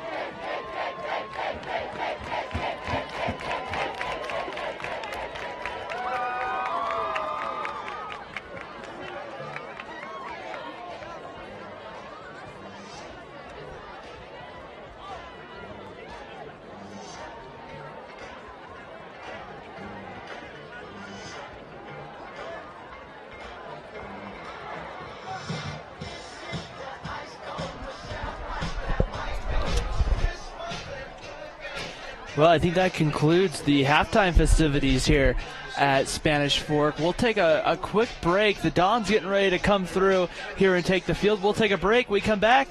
We'll recheck our Triple T heating, cooling, and plumbing keys to the game. We'll check the region scoreboard and get you ready for the second half. You're watching high school football on Spanish Fork 17. Need a new car or truck? The Car Guys has the best selection of used vehicles at the best prices in Spanish Fork. The Car Guys know their automobiles to get you the best car for your needs and your budget. The Car Guys at 872 North Main in Spanish Fork. Is this my car? State Farm knows that for every one of those moments, there's one of these. That's why State Farm is there, with car insurance for when things go wrong, but also here with car loans to help life go right. Call State Farm agent Lance Wilson today. Nobody plans on getting in an accident, but if it does happen, you can rely on the expertise of Mike McKell to protect and fight for your rights. Specializing in personal injury law, Mike McKell is the attorney you need. Contact Mike at McKell, Christiansen, and Wise.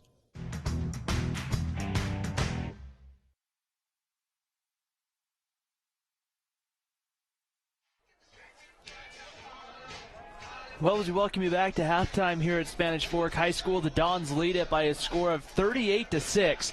Getting ready to see Spanish Fork take the field. Ryan Pickens alongside Chris Hurst. And Chris, we talked about some of the Triple T heating, cooling, and plumbing keys to the game in pregame. Those keys to the game, Chris, have held up. Some of them have been kind of negated, so to speak, by just the struggle that Mountain View's had offensively. Well, yeah, that has, but yeah, one of the penalties or keys is the penalties. Freudian slip there. But Spanish Fork hasn't done a very good job of eliminating the penalties, but they have done a great job of having a balanced attack, especially with Lomax gashing this Mountain View team with 15, 20-yard carries. It seemed like it was either go big or go home that time for Lomax. And the other key was to contain Mountain View's quarterback, Nada Siritarga, and they did a really good job of that for most of the half, and then they capitalized on some turnovers that Mountain View had, and a horrible punt. And that's been the big thing for Mountain View. Just about every time in this first half that Mountain View has gotten some of the momentum, the Dons find a way to break through as they just broke through the banner. The balloons going off, fireworks coming off on the field here at homecoming and senior night, and right now a lot to be excited about here at Spanish Fork High School in this one. A nice 38-6 lead, and now we're going to be pretty close, Chris, to getting that time clock where that clock will just keep running. I think we need one more score by Spanish Fork, but boy, you have to like the start that the Dons got off to tonight. Yeah, you do. They got out to 22 points within the first, I believe, 7 minutes of this ball game, and it looked like they might have were going to be able to score fourth. They weren't able to, and Mountain View was able to answer at that point, but then after that it was all Dons once again, and that's why they have a 38-6 lead, and it's been the Leo Saili show again tonight. And so it'll be interesting to see, if you're Mountain View, Chris, what adjustments do you make for the second half here?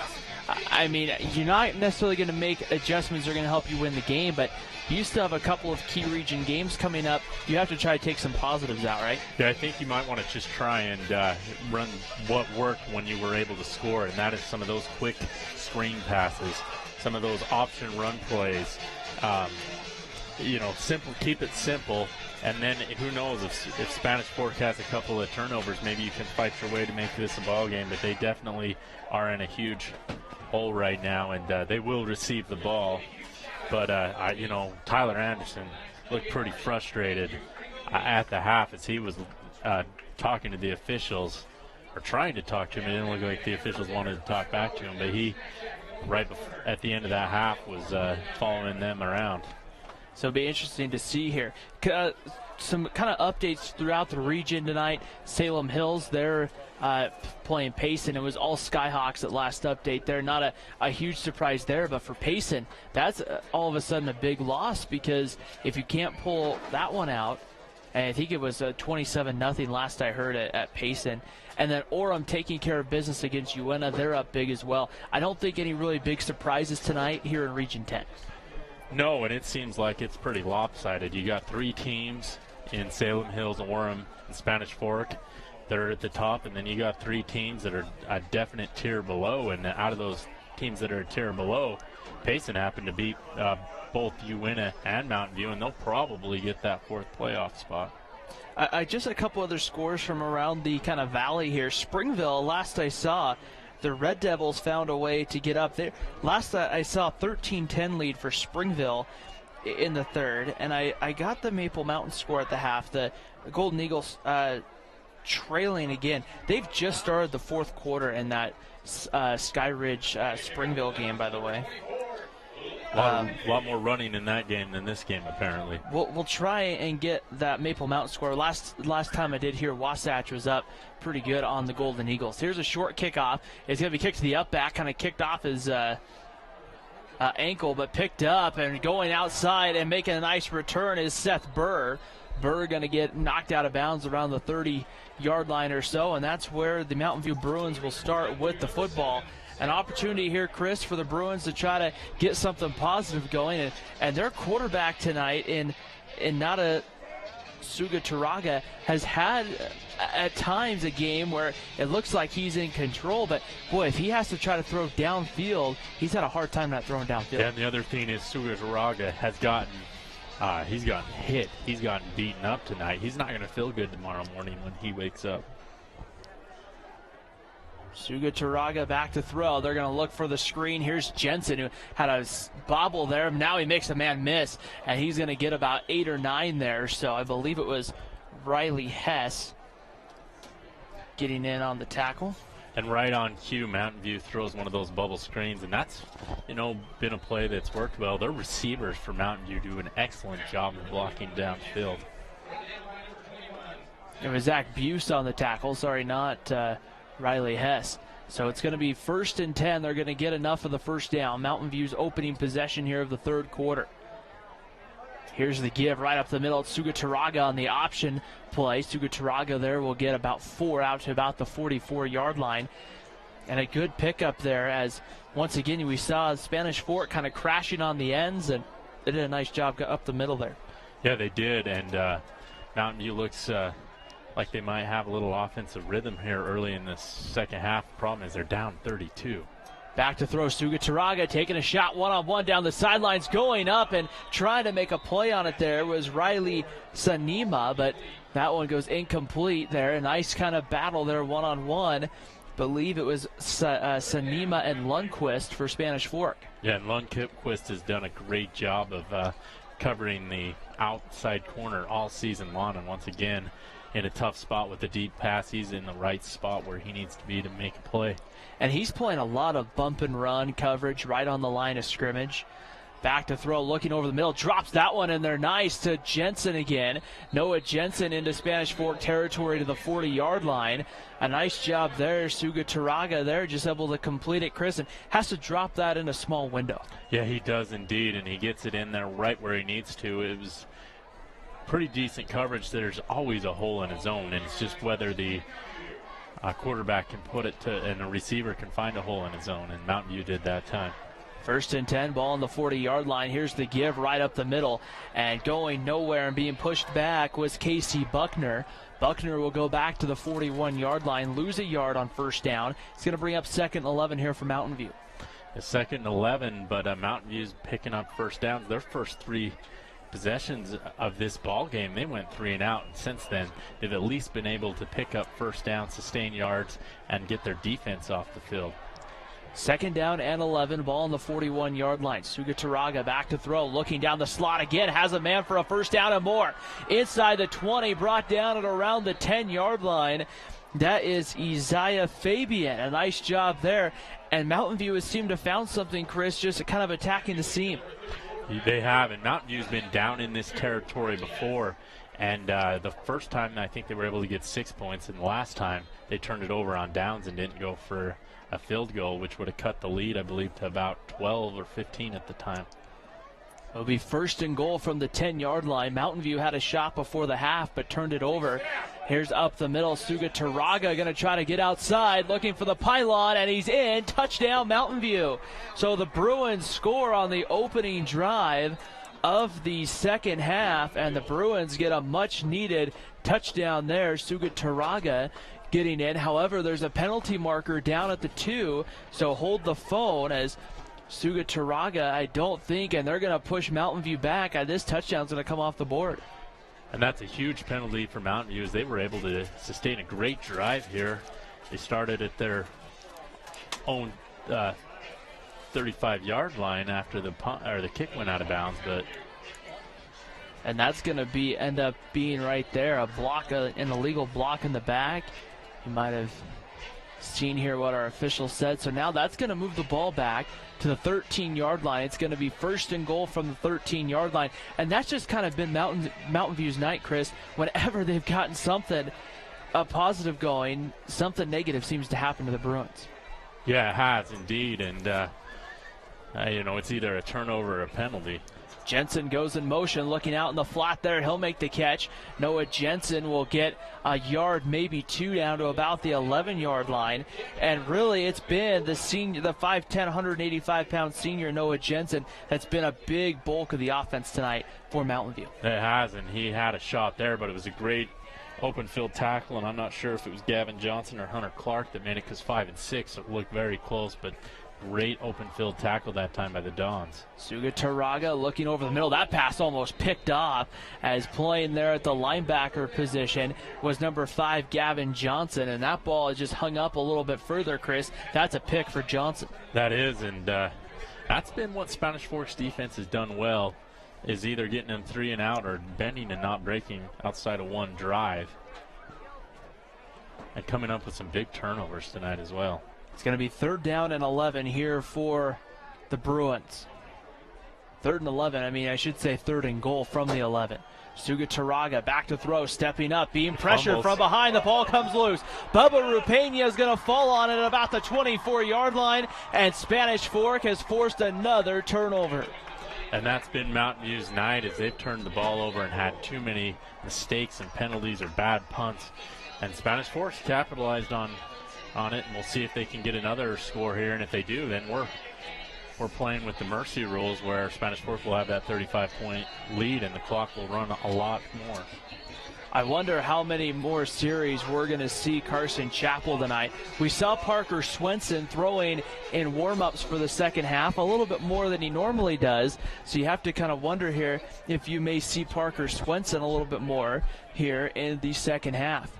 Back to throw. Chapel taking a shot down the field, looking for Conway, who adjusts at the last second, but it goes incomplete, as Conway was battling there with number 8. That's Grayson Pittard, a linebacker, and that one just going there incomplete. Yeah, and that time Carson just threw it up for grabs that time. Conway slipped. It looked like he had a shot at it, and then he just lost his footing. But not a high percentage pass that time on 1st down. It's going to bring up a 2nd down and 10. So bring up 2nd down and 10 here. Ball on the 24-yard line for Spanish Fork. The Dons have had good success tonight whenever they needed to move the football. Here's Mateen Lomax right up the middle, and Lomax there. They're going to try to save fumble, and Mountain View's got the football. The Bruins quickly falling on it, and all of a sudden you saw a whole bunch of white shirts saying, "We got the football, we got the football," and the refs quickly then signaled a Mountain View turnover.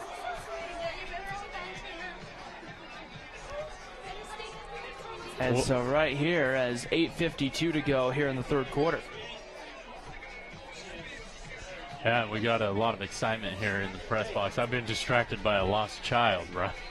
I get distracted easily. I think that's a little bit better to be distracted by something like that, Chris. Some things are more important than football. But back to the game, huge turnover that time by Spanish Fork. We'll see if Mountain View can capitalize on it. Suga Taraga from shotgun. He's going to look to throw, takes a shot the end zone, and that one in and out of the hands of the receiver there. Going again for Sanima down the kind of in the corner route there, trying to just throw that one-on-one jump ball and let Sanima there go make a play. Yeah, it was Sanima on Lundquist, and once again, Lundquist in pretty good coverage that time, but it did go off the fingertips of Sanima that time. 2nd down and 10. A ball on the 23-yard line. 4 wide receivers for Mountain View. That's Noah Jensen in motion. Here's the give to Buckner, trying to make a man miss. He spins right into the heart of the Spanish Fork defense. And again, some extra pushing and shoving going on right now, and that will bring up 3rd down, as getting about a yard maybe there was Buckner. And Buckner with the short carry that time, and that'll bring up 3rd and long. And boy, Mountain View's found themselves in a lot of these, and they, if they get a few yards on 1st and 2nd, they're able to pick it up, but it seems like they haven't been able to convert on these 3rd and longs. 3rd down and 9, ball on the 22-yard line. They'll go 4 wide receivers here. Back to throw, Suga Taraga being pressured, rolls away. Pressured from behind, Suga Taraga will try to run for it. He'll get to about the 15 or so. He'll be a couple of yards shy of the marker. But I would imagine here in this 4th down situation, it's going to be 4th, Chris, and probably 2, maybe 3. 2 or 3, and I think it's time to run maybe one of those option running plays where Sudaraga just keeps it and pretends to hand it off just to keep the defense honest. Ball's going to be on the 15-yard line here. They're going to give him the 16, so it's going to end up being 4th and about 3. Sugataraga keeps it on the option. He's got the first down inside the 10, makes the man miss, going for the end zone, dives in, and it's a touchdown for Mountain View. Sugataraga in this time, and no penalty flags that I can see. So touchdown Mountain View. Nice job, Sugataraga. And that cuts the lead to 38-12, and Mountain View came out, and if they would have been able to score like we talked about in the first half, would have made it a little bit closer, but it might be a little too little too late in this situation. Sugataraga came in with the most yards rushing on this Mountain View team, and that's his 5th rushing touchdown of the season, and the Bruins going for 2 here. Jensen goes in motion. The Bruins 0 for 1 tonight, going for 2. Looking for Noah Jensen, and that pass incomplete, but there's a penalty marker that comes on. I think they may be getting, and I think it's going to be pass interference indicated right now against Spanish Fork. Yeah, it's going to be pass interference, but that ball was almost in an uncatchable area, so we'll have Mountain View attempt to go for it here again. And they'll get it this time from the 1.5. 1.5. We'll see. Maybe we might see Sugataraga just again on that read option. They've had that. That's probably been, Chris, one of the most successful plays tonight for Mountain View has been that read option. Yeah, I guess the question is how many times you want your quarterback to get hit. You can't run it all night. We've seen plenty of quarterbacks get injured at all levels. It's risk versus reward. It'll be Sugataraga looking for the pylon, stuck the football out there but did not get it. So for the second time tonight, the Bruins aren't able to get the 2-point conversion, but they get 6 on the scoreboard here, which is big, cutting the lead to 38-12 here on Spanish Fork 17. And nice job by Mountain View. They found a way to get in the end zone on both drives. One, though, called back. Yeah, and Spanish Fork turned it over. Lomax, which set up that great field position, which I guess just counterbalanced the turnover the Mountain View had. But if you're Spanish Fork, you got to get if you want to get that mercy rule going, you got to get a couple of scores now. But they definitely have a comfortable 26-point lead. And at this point, if you're able to score one more time, I think you can probably unload the bench and get some of those guys that don't usually play a lot of experience in this ball game. I said I was going to get an update from the Maple Mountain Wasatch game. The last update I have is Wasatch 42, Maple Mountain 6. So the struggle for Brad Burtonshaw and the Golden Eagles continue. That one being played over in Heber City tonight. It's got to be awfully cold up there. It seems to be quite a few degrees colder up in that part of the that part of the state. So I got a text from Maple Mountain offensive coordinator Jerry Huffman a couple of weeks ago, Chris, and he told me, stay warm tonight. And I texted him today and told him the same thing. Yeah. Because we made that trip last year, and it was cold in October up there. Here's Way Stanton on the return across the 40. Look out. He's got a blocker in front of him across the 40. Can he make a man miss? He's still on his feet at the 20, to the 10, to the end zone. Touchdown. Way Stanton returns the kickoff for a touchdown. And again, there's the big play the Dons have gotten every time they've needed it tonight. Stanton to the house for a touchdown. Yeah, great return by Stanton. I'm scanning my eyes for penalties. I don't see any, so it looks like it's going to stand, but I didn't see where he caught the ball, but I'm assuming that's about an 85-yard return. And he didn't get touched too much through that. Good blocking, and Stanton just making a couple of men miss and takes that one to the house. Spanish Fork late getting the final man on the field here. Spencer Red will come on here for the point after touchdown try. Snap is good. The kick looks good, and it's through. And with 7:43 to go here in the third quarter, Spanish Fork responds, and they take a 45-12 lead. And, Chris, that's just been the night for Mountain View. Yeah, it has. They score, and then Spanish Fork. And I think we had a late penalty flag. I think they signaled procedure call against Spanish Fork. And so they're going to, I think, make Spanish Fork re-kick the extra point. Yeah, so they'll move it 5 yards back, and Spencer Red will have another shot here. Red has a field goal on the night, made a 25-yard field goal back in the second quarter. Hey, our notes match on that as well. That's good. That might be a first, Chris. Yeah. I'm usually wrong. Ryan's usually right. So See, I see it differently. As Spencer Red will come on, this will end up being close to about a 25-yard extra point right here for Red. And this one looks good again. He got plenty of leg on that one. Wow, that Straight ball through. went a long ways. Yeah, he probably would have had that close to 40 or so. That was a good kick through. And so now the extra point is through, and it's a 45-12 lead here for Spanish Fork. And Chris, we talked about it at halftime. Every time Mountain View makes a play or two and starts to maybe get something positive, something like that happens. Spanish Fork makes a play and takes it right back. Yeah, but credit Mountain View. Did won a couple of ball games, and it was a similar. Actually, this score was probably similar to the ending score of last year's game. But it seems like that they're getting their program on the rise, and I believe Spanish Fork's definitely improved over last year as well. So, you know, it's going to be an uphill battle for Tyler Anderson to get this Mountain View program running like it did back in its heyday. But you got to start somewhere. And you and I have talked about it a lot of times at the high school level. When you're building a program, it's not just about getting a class or two excited. It's about building the program from youth football into junior high into high school. It's building all of that and getting everybody on the same page. Right. We've seen certain high schools in this state that just seem like they're in perpetual failure. They just can't find a way to get a winning team. I think it was Weber up north in the Ogden area. They just won, Chris, I believe, their first league championship. I was reading online, I think on Deseret News today or something. Their first league championship in 2 decades. Yeah, and that happens from time to time. I know there's some teams with long droughts. Ogden went independent a few years ago. I believe they're now back in a region just because they couldn't compete in the region where they were classified, so they chose to go independent, which meant there was no shot of them going into the playoffs, but they felt like they needed to do that so that they could play less their opponents every week just to try and build that program back up.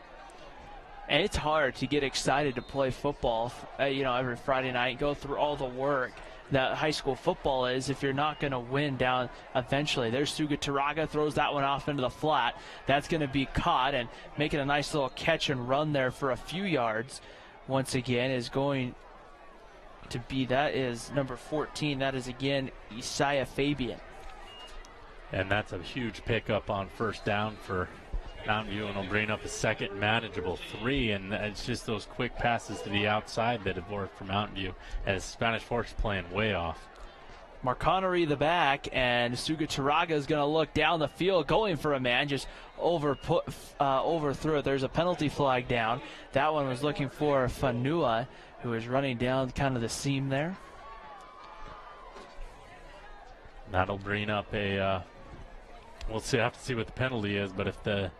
Looks like ineligible man downfield against Mountain View. I believe that's when they go like this with the head up. I think that's a loss of down as well, so they'll move it back, I think, 5 yards and loss of down, if I'm not mistaken.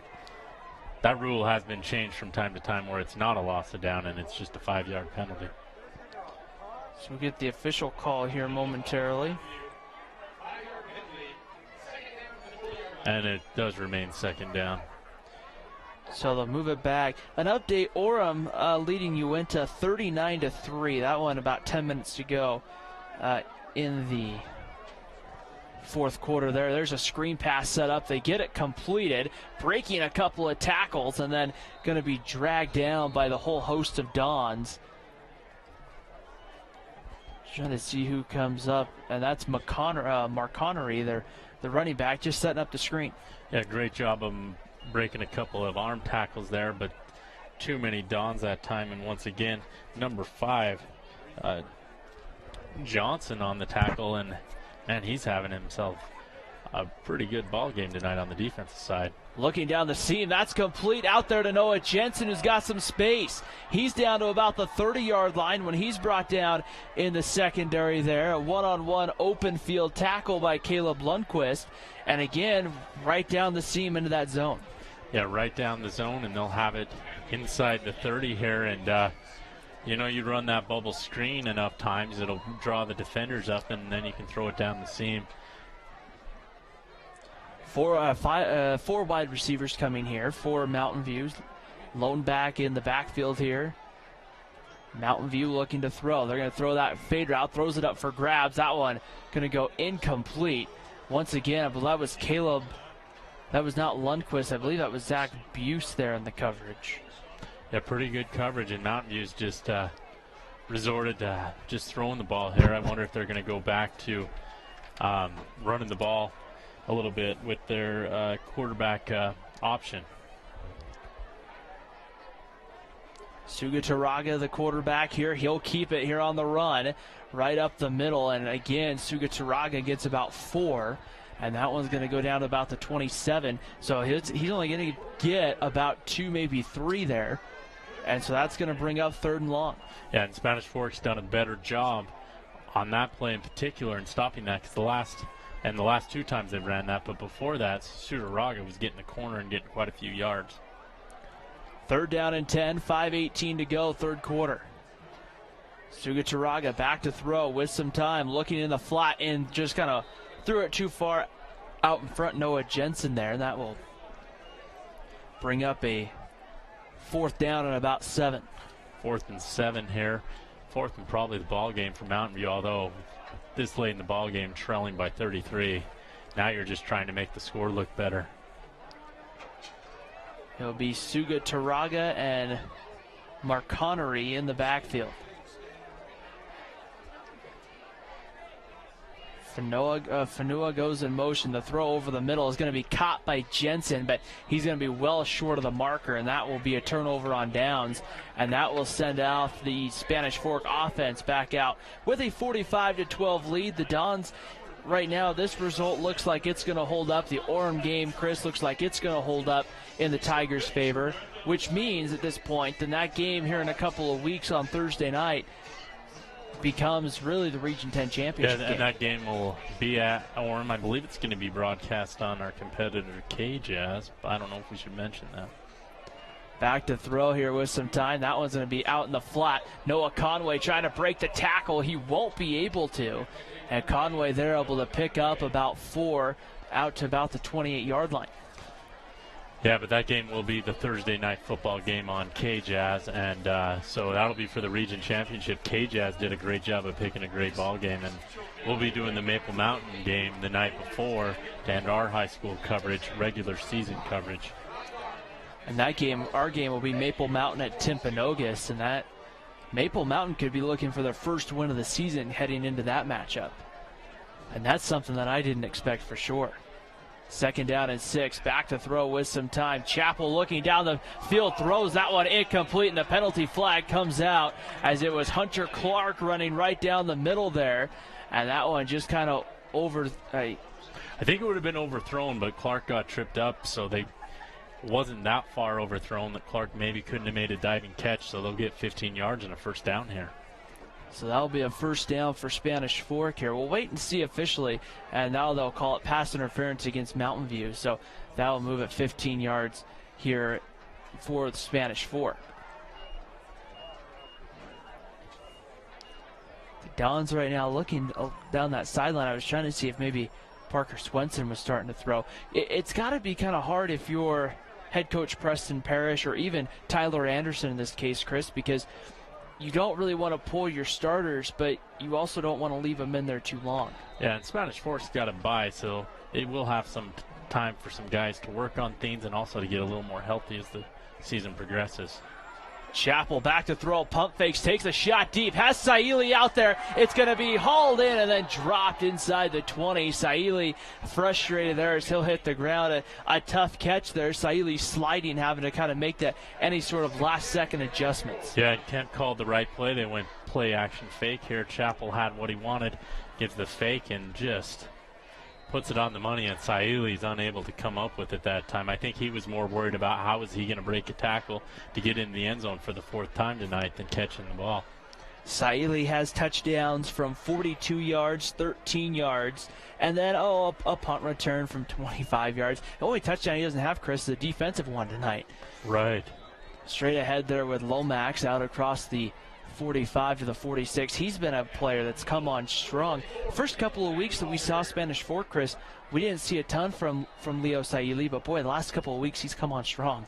Yeah, he has, and it's, Spanish Forks needed that third option at wide receivers. It's been Conway and Stanton, so it's great to have that three-headed monster that Chappell can throw to. 3rd down and 7, ball on the 46-yard line. Chappell from shotgun. Back to throw with some time. Stepping up, throwing the sideline route and overthrew his intended receiver, Noah Conway, and that will bring up 4th down. And I believe Spanish Fork will bring on Way Stanton here to punt. Now, if you're planning on watching the BYU Boise game, go ahead and turn your television down right now. Okay, it's 7-7. Okay. Tanner Mangum's playing at quarterback as well, I've been told. Chris getting live updates from the BYU game. Now, you're driving up there after this one. Yeah, that's the plan. Do you have a cutoff time where it might be too late? Stanton rolls out and he'll punt this one. No. And that one's going to be bobbled on the return. Loose football, and still loose. I think Spanish Fork may have gotten back on it, but I don't know. There's a couple of Bruins around, and Mountain View did get back on it.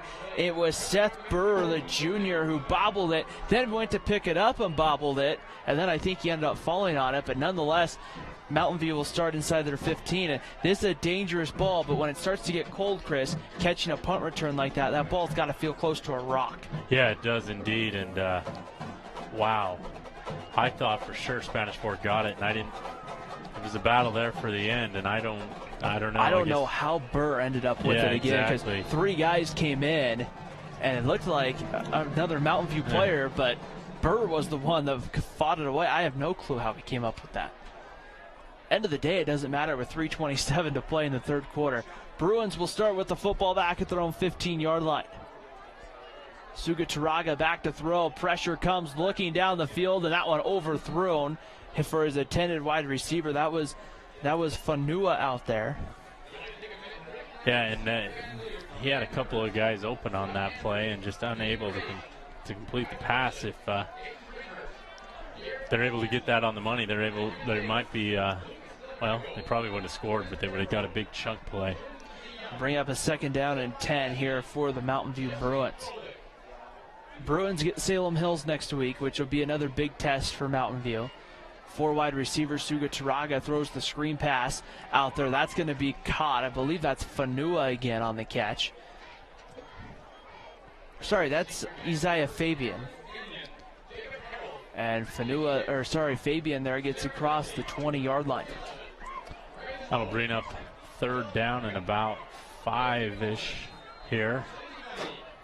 So looking here to get to about the 25-yard line to move the chains with 3:15 to play here in the 3rd quarter. 4 wide receivers on the play. Sugataraga looking down the seam into that zone again, and that ball is going to be broken up. Believe it was Buse coming over the top there to knock that one away for Spanish Fork, and that brings up 4th down. The Bruins will bring on the punt team. And they're starting to throw some of those seam passes, Mountain View that is, and that time I looked for Fabian. He was unable to come up with it, but Sugataraga put the ball exactly where he needed to.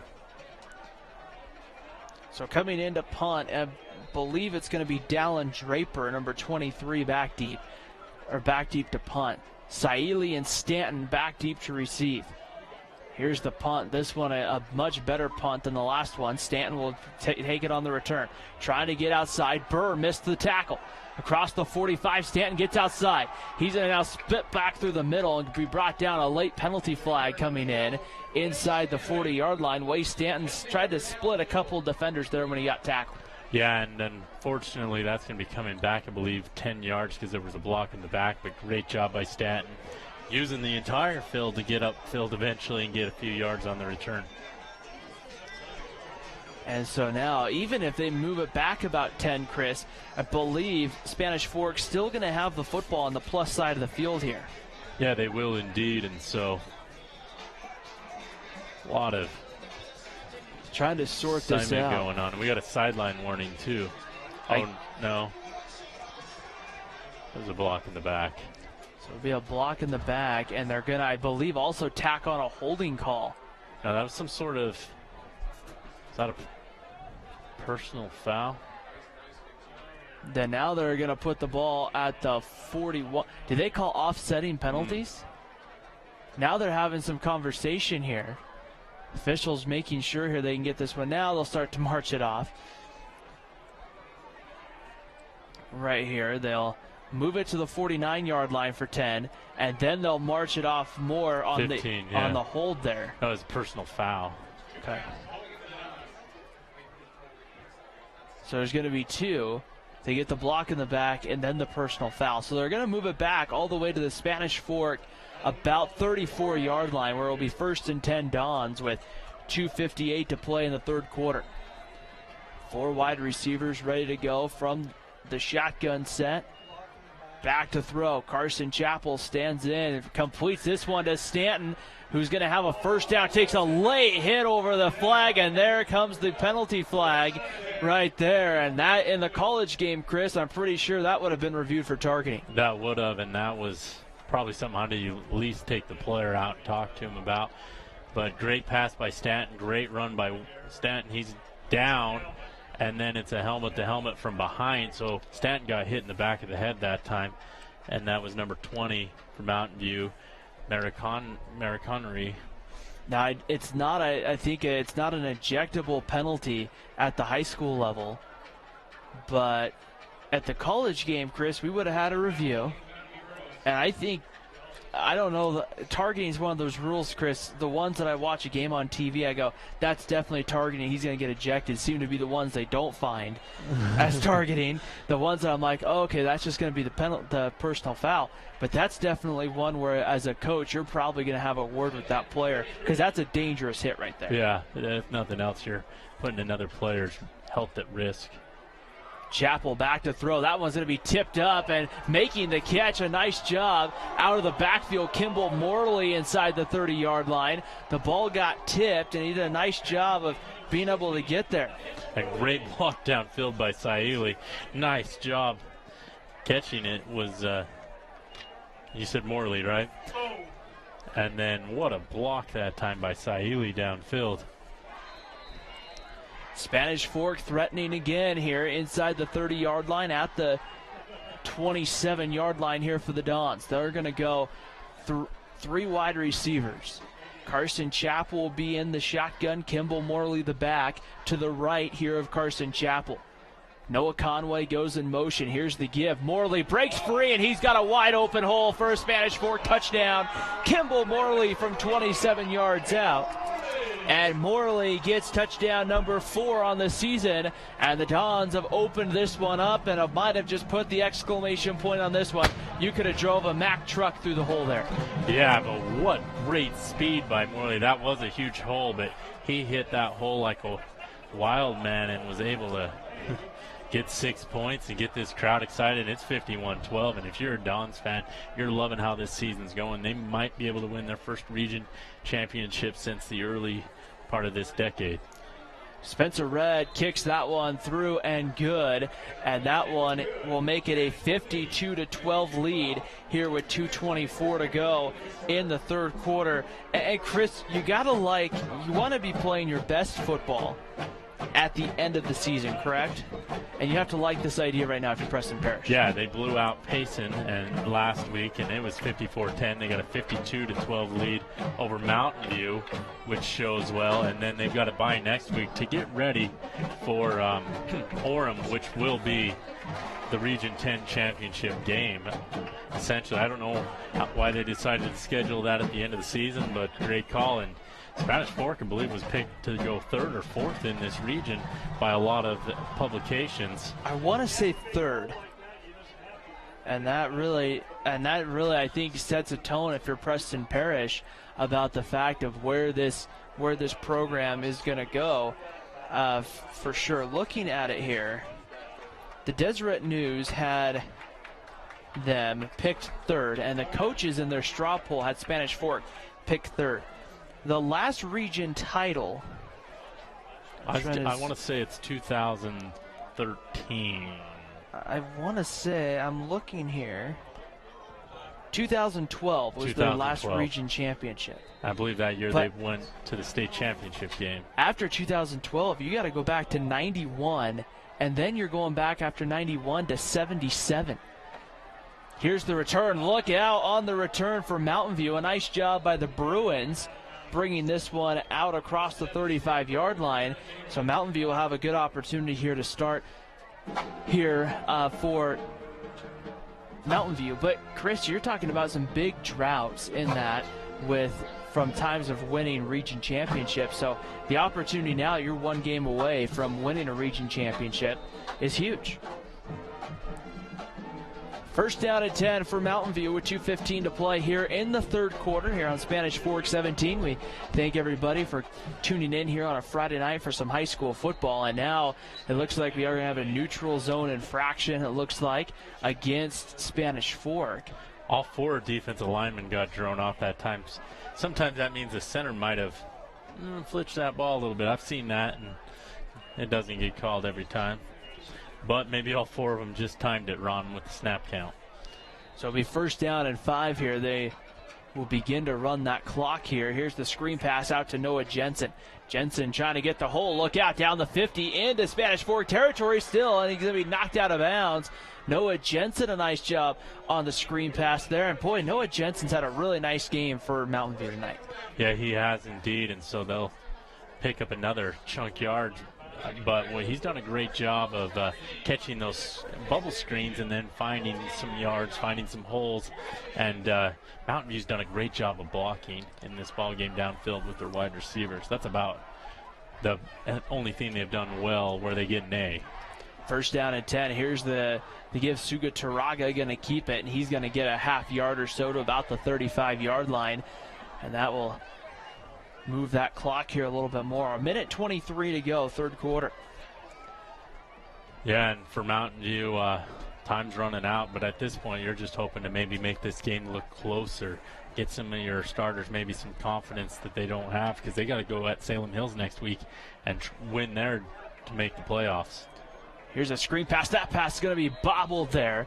It was number 4 on who kind of bobbled it. That is Sanima, the senior wide receiver, and they've had that route, Chris, open on that screen, but right there, kind of a tough drop there.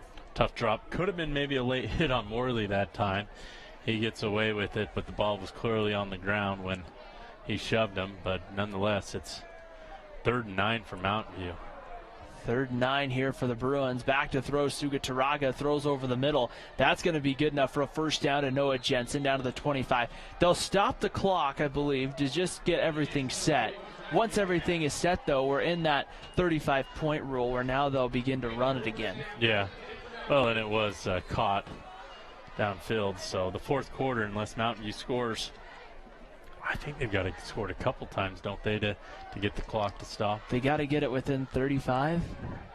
Well, once it starts. Suga Taraga goes up the middle here. He'll get a couple down to the 21. And that will take us the final 10 seconds here, ticking off the clock here at Spanish Fork. And that will end the third quarter here. It's been all Spanish Fork. It's the Dons 52. The Mountain View Bruins 12 here on Spanish Fork 17. We're going to keep it here at least for momentarily, because Spanish Fork is right now, they're presenting a check from Wiggy Wash to, I believe, the Spanish Fork football program. Wiggy Wash donates $1 to the Spanish Fork football program, Chris, for every car wash on game day. And I think I was told $2,100.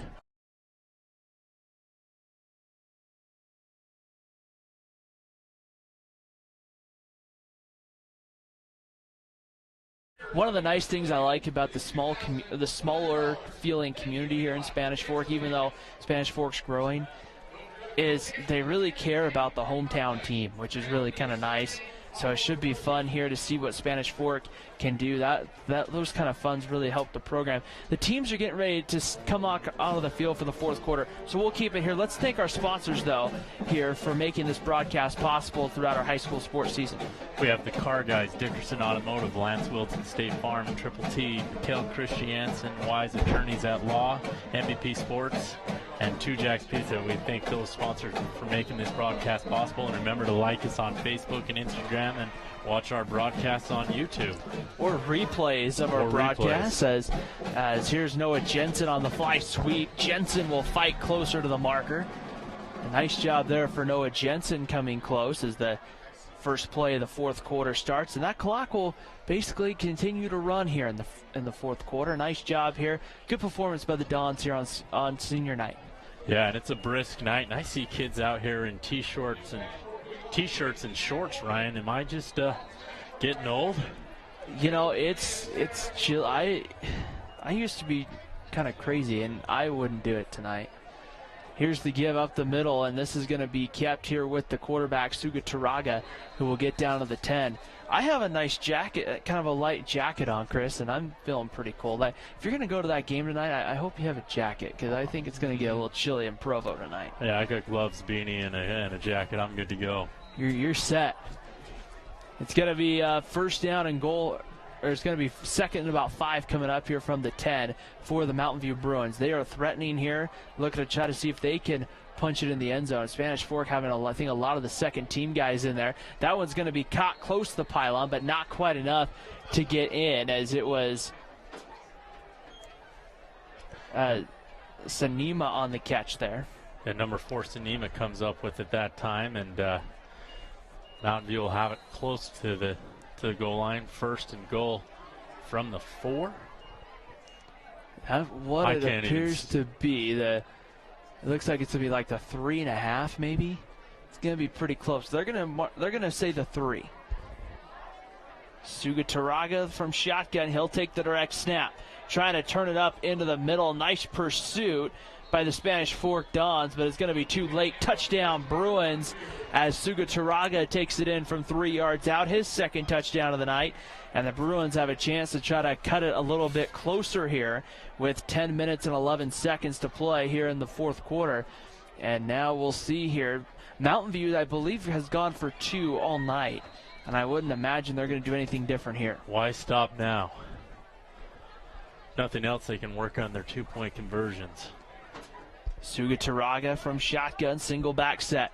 Back to throw with some time. Back of the end zone. Has a man. That one's incomplete, though, behind the sliding Sanima, and that will be the third time tonight they haven't been able to convert on the 2-point conversion.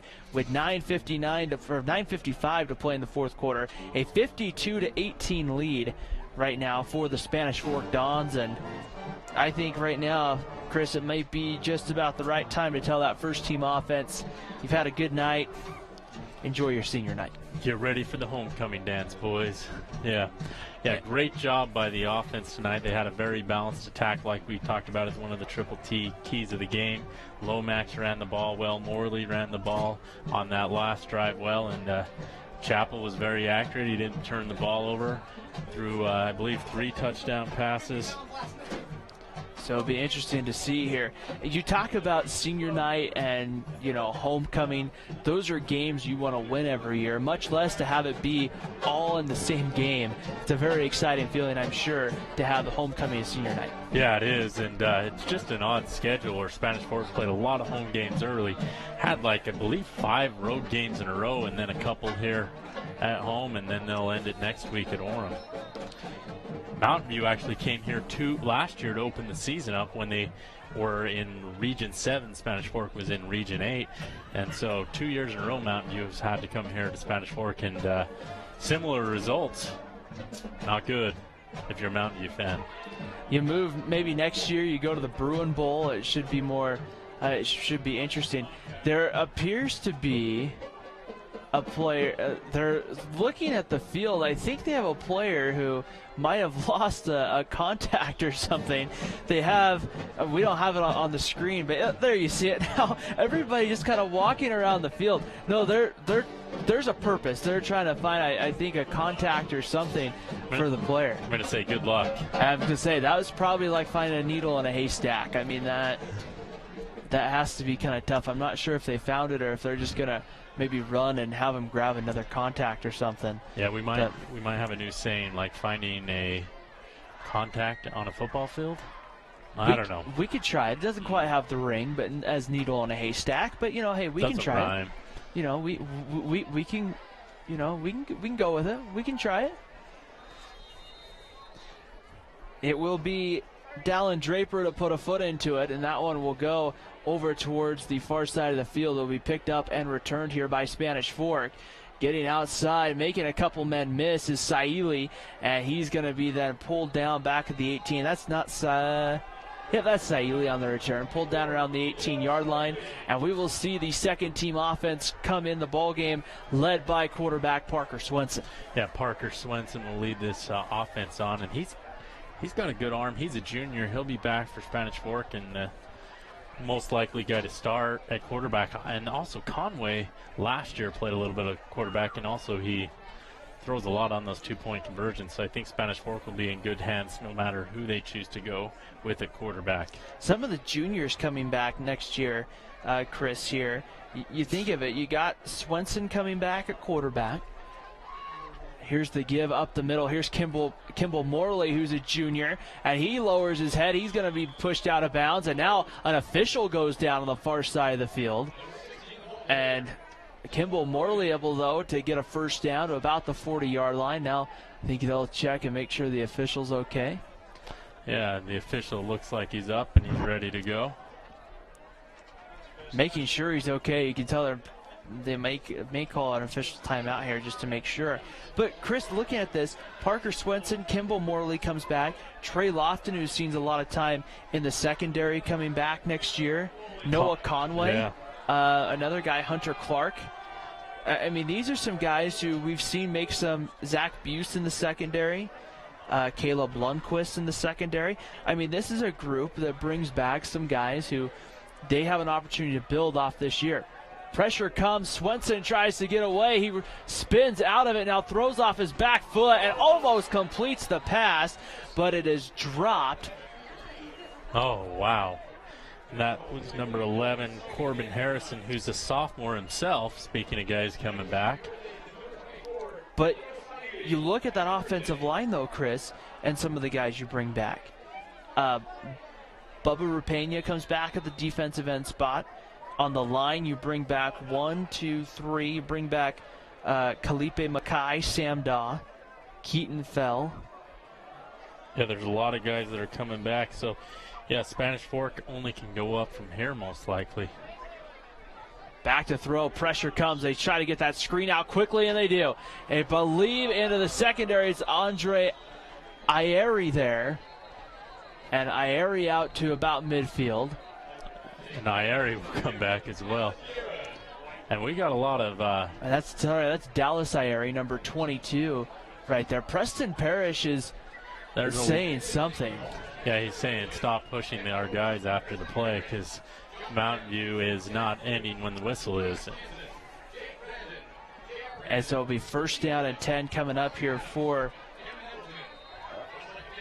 Spanish Fork. Clock under 8 minutes here in the fourth quarter. Don's just trying to run out the clock really here, try to have a productive drive. But you have to really like what you see here. And that's just some of the guys that we've mentioned. Obviously, we don't really have time to go through the entire roster here, Chris, but of guys who will be coming back next year is Kimball Morley there is dropped in the backfield. A good tackle there, and there's some talking going on between both these teams right there. You can kind of tell there a conversation between Morley and the player from Mountain View who made the tackle, Menelik Montfleury getting in there on the stop from the Bruins. Yeah, I don't think they're going to be following each other's Instagram pages after this game because there is a lot of talking going on after every play, and Mountain View pretty much has the majority of their starters in, it looks like, and So Spanish Fork's second team doing a great job of moving the ball so far on this drive. Second down and 15 for Parker Swenson at quarterback. He'll drop back looking to throw. Just kind of flings one out there and attending there for Dallas Ieri. And that one just couldn't come up with it. Yeah, he couldn't come up with it that time. Decent coverage, but yeah, if he maybe has another second, Parker Swenson can throw the ball with high velocity deep.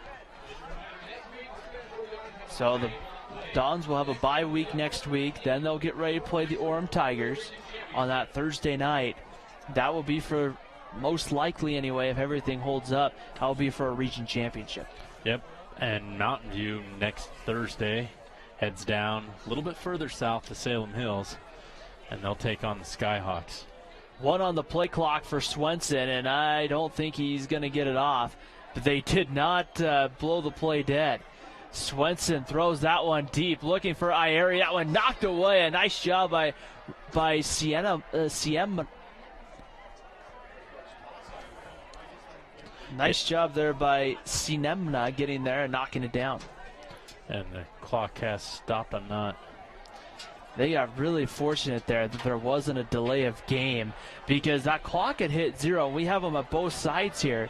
When that clock hit 0, it was another minute to, well, not a minute, but there was another about second or two before Swenson got the snap off. Right. And roughing the passer is going to get called against Mountain View. And that's huge, because that gives Spanish Fork a first down, where it would have brought up 4th and 15 had the play stood. And so that will instead make it, I believe that's penalties, going to give them an automatic first down. Here, ball will be now moved to the 40-yard line. First down and 10. 6:06 to play here in the fourth quarter. Now the clock will continue to run here. Parker Swenson from the shotgun, 4 wide receivers looking on that slant route. That ball not hauled in, and that one kind of bobbled there by, that was number 4. That's Garrett Johnson, a senior wide receiver. Couldn't haul that one in. Yeah, Spanish Fork, though, I'm surprised they're not trying to run this clock out. I know the clock's still running, but they're trying to throw the clock out here as they've tried to throw the ball here with Parker Swenson, get him as many pass attempts as possible. Or they're trying to run up the score on Mountain View. Second down and 10, ball on the 40-yard line here, the Mountain View 40-yard line. Swenson from shotgun gives it right up the middle. Here's the running back. That is not Kimball Morley. Looks like that was 14 or 13. 43, it looks like. 43. Elias Davidson in there, the sophomore running back, getting the carry there. Running back and linebacker. Third down and 5, under 5 minutes to play in the fourth quarter. Next week's game, Chris, will be kind of interesting here for us. We'll be on next Thursday night from Maple Mountain High School. It will be the Goliath. It will be Sky Ridge. I don't know why I drew a blank there on Sky Ridge. It will be the Sky Ridge Falcons and the Maple Mountain Golden Eagles, as that one they're no going for Spanish Fork. Brings up 4th down and about 5, and I believe bring on the punt team. That's going to be a big test for a Maple Mountain team still looking for win number 1 on the year. Yeah, looking for win number 1, and I don't think Sky Ridge has lost this season. They're undefeated, so we'll say it's David versus Goliath, and that would be a huge win for Maple Mountain, and we'll have to see what kind of test they can provide for Sky Ridge next week. And that would be a big night. That would be senior night at Maple Mountain as Saili punts this one inside the 10, but it's going to go out of bounds at about the 15-ish or so. I say 15-ish because, well, they're going to give him the 10, okay? So, but that would be, we talked with one of the coaches from Spanish Fork after the Spanish Fork Sky Ridge game. And the thing that they commented to me on, and I hope they're okay with me saying this, they commented to me how fast Sky Ridge was. And the Sky Ridge was a really fast team offensively and defensively. I don't think they were talking about tempo. I didn't get a chance to ask a follow-up question to that, but that's a lot of team speed, huh? That's going to challenge Maple Mountain a lot, I think. Yeah, Maple Mountain really just doesn't have a run game, it seems like, at times, and they've struggled to throw the ball, which is never good. Saga Turaga going down the field. That one incomplete here. Got another penalty flag. Looks like it's probably going to be a hold on the defense or offense, depending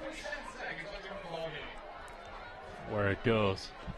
Suga Turaga. The clock will stop momentarily. Ineligible receiver downfield, I believe, against Mountain View. That will move the Bruins back.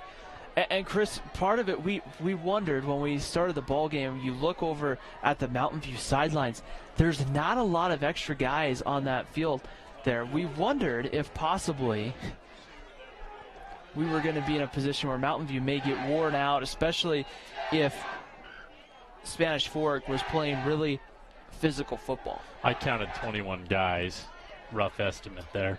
So you're right, they got 33 guys approximately suited up for this ball game, and you're right, and they had one ejected, so that limits you one guy, and yeah, it's just tough to play guys both ways when you only have like 10 backups. You got to rely on your starters playing both ways, and that does wear you out. But Spanish Fork got off to such a hot start just to put this ball game away. 2nd down and 15, and it's going to be, I believe they ran the football there with number 21. I believe that was Buckner on the carry. And that will bring up the 3rd down and 15. Hey, credit the defense here for Spanish Fork. They're got their backups in, and they're still Buckner in at running back. They're still Sugatarga in at quarterback. Back to throw, taking a shot there, has a man wide open. That will be a Mountain View touchdown. As long as there's no penalty flags or anything, that will be a touchdown for the Bruins, as it was number 4, Riley Sinemna, the wide receiver there. And I think the Spanish Fork receiver, probably won't see it. He just fell, it looked like. He fell, and the safety didn't drop back deep, so it was just Sinema running up the sideline that time, and a huge 85-yard touchdown catch for him, which will pad his stats a little bit this season. He's their big play threat. He had 21 catches for 423 yards, so that'll, with whatever productivity he's had tonight and that, he's over 500 yards for the season. See Nemna getting in the end zone here. There's the little screen pass quickly out, and that one knocked down incomplete there on the 2-point conversion attempt. And so with 2 minutes and 21 seconds to go here in the 4th quarter, a 52-24 lead for the Spanish Fork Dons, and the Dons will get ready. We talked about the bye week, Chris. We won't see the Dons here on Spanish Fork 17 the rest of the way unless we cover the first round playoff game. But potentially could be here at Spanish Fork, which would be an interesting matchup, Chris, because you're matched up with Region 12, and the way everything's looking right now, Mountain Crest and Ridgeline were both 2-1. Mountain Crest, though, has the tiebreaker by beating Ridgeline earlier on. Unless they do some kind of play-in game, it would be Ridgeline who would fall to the number 3 spot, and I believe Ridgeline was beating Bear River earlier tonight, so I think Ridgeline would move to 3-1. You could see a rematch of the first game of the year here between Ridgeline and Maple Mountain, or between Spanish Fork, I mean. Sorry, I don't know where.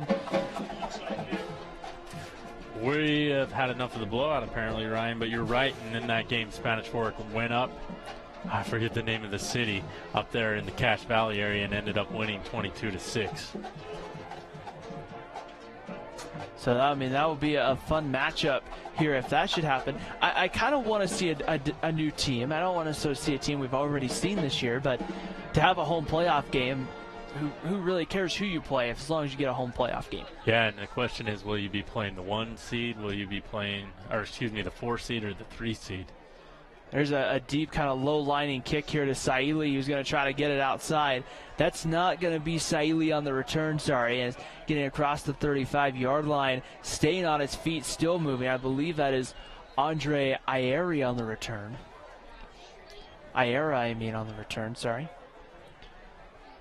And now with 2:09 to go, we'll probably see a lot of the run and let that clock wind down here. Yeah, I don't know if they're going to start it. We only have a 28-point lead here for Spanish Fork. Can't complain, though. I want to say if it gets back under, they don't start it. Well, they just did. They just started the clock here, so I think they have to, in the second half, get within 21, I want to say. I think I heard the officials explaining that to our clock operators before the ball game. 1st and 10 for Spanish Fork. Man goes in motion across your screen at home. Here's the keeper here for Swenson, who makes a kind of a swim move past one player. He'll get a couple yards out across the 41, and minute and a half left, probably about 3 plays or so, 3 maybe 4. We'll have our MVP Sports MVP of the game coming up at the conclusion of our broadcast, and we'll quickly wrap this one up here tonight here from Spanish Fork High School, so stay tuned for that. Coming up at the conclusion of our broadcast here. It'll be 2nd down and 7, ball on the 43-yard line. 1:04 to go, 6 on the play clock for Spanish Fork. Swenson from the gun, he'll give it right up the middle. And not much going on 2nd down there for Spanish Fork, as it was Morley on the carry. And I just heard an awful lot of whistles there, but I was wondering if somebody called the timeout, but I don't think they did. It'll bring up 3rd down. Yeah, no point in dragging out the misery if you're Mountain View here. And for Spanish Fork, you just want to get out of this game as healthy as possible, so they probably need to run just one more play here. With the way they got the game clock and that going, there's an 8-second differential, so this will probably be the final play of the ball game here for Spanish Fork, which is great. The Dons will stay undefeated in Region 10 play, and the Dons will have an opportunity to set up a big game with Orem to decide the Region 10 championship, and who will have the shot to be the #1 seed to the state tournament. Right up the middle with Morley. He'll get back to the original line of scrimmage, and the clock will wind down, and this one is going to come to an end here. There's some penalty flags, however, on the field, and so they're going to just pick it up and wave it off, and this one is over. The fireworks will go off here. It's a 52-24 final in favor of Spanish Fork. We'll take a break. When we come back, we'll have our MVP Sports MVP of the game, and we'll get our final thoughts of this one here on Spanish Fork 17. Hi, welcome to Two Jacks Pizza. For the best pizza you'll ever taste and our world-famous cheese sticks, come to Two Jacks Pizza on Main Street in Spanish Fork, or call us for a quick delivery. Are you hungry yet? Come to Dickerson Automotive for all your car repair and maintenance needs. Now is a great time to make sure your car is ready for these cold winter months. We take the time to get to know you and your car to give you peace of mind. Dickerson Automotive, located way north on Main in Spanish Fork. MVP Sports is the #1 source for sporting goods in Spanish Fork. Football, soccer, all the fall sports, we've got you covered. Check out our new custom t-shirt builder. Design at home and we'll build it for you.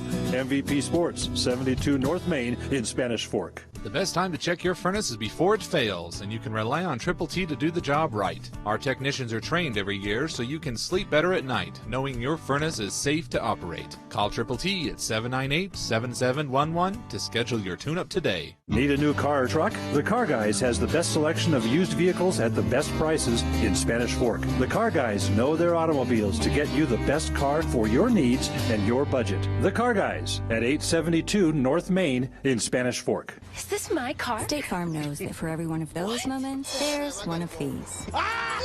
That's why State Farm is there, with car insurance for when things go wrong, but also here with car loans to help life go right. Call State Farm agent Lance Wilson today. Nobody plans on getting in an accident, but if it does happen, you can rely on the expertise of Mike McKell to protect and fight for your rights. Specializing in personal injury law, Mike McKell is the attorney you need. Contact Mike at McKell, Christiansen, and Wise.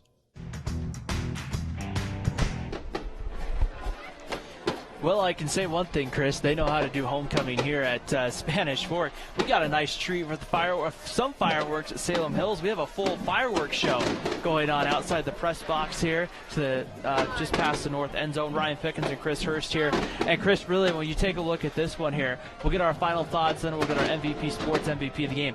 Great win for Spanish Fork. The Dons really a complete ball game. This is really what Spanish Fork needed here on senior night and homecoming. Yeah, they got the win. They're 4-0. They get to move on to play Orem at Orem in 2 weeks for a region championship. If you're a Spanish Fork fan, you got to be pleased. If you're Mountain View, though, there's some things definitely that need to be worked on for their big game next week with the Salem Hills Skyhawks. Yeah, absolutely. They're going to have to regroup because that is a tough Salem Hills team. And watching Salem Hills twice and Mountain View once, I'd give the advantage to Salem Hills. So it should be an interesting game here tonight. We have our MVP Sports MVP of the game to give out, and that will go this week to Gavin Campbell, the defensive end. And Chris, maybe not the biggest game stat-wise for Gavin Campbell. Didn't have a ton of sacks, but he did a really good job at times in that option of forcing Mountain View's quarterback outside the pocket to try to get him uncomfortable. Yeah, he did, and he's been doing it all season long. He came up with a big sacks when Spanish Forks needed it, and he provided a lot of pressure on that quarterback, and great job by Gavin Campbell, and he deserves to be the MVP Sports MVP player of the game. I think whoever planned homecoming here too, Chris, deserves to be the MVP Sports MVP of the game, because this is a great show going on. Next week we have an interesting one. We have Sky Ridge and Maple Mountain. That's going to be a big test for Maple Mountain. Just give us a couple of keys to that one right now. Maple Mountain's going to have to find some offense to keep up with Sky Ridge. Sky Ridge is undefeated.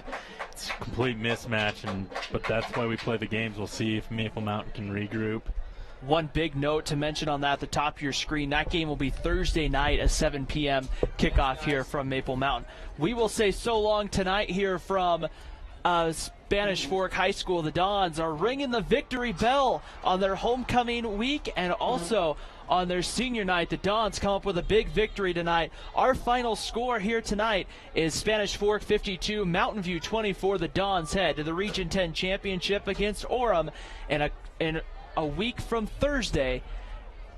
We hope everybody has a great weekend, and we will see you next week when we head to Maple Mountain for Sky Ridge and the Maple Mountain Golden Eagles. You've been watching high school football here on Spanish Fork 17. Have a great weekend, everybody.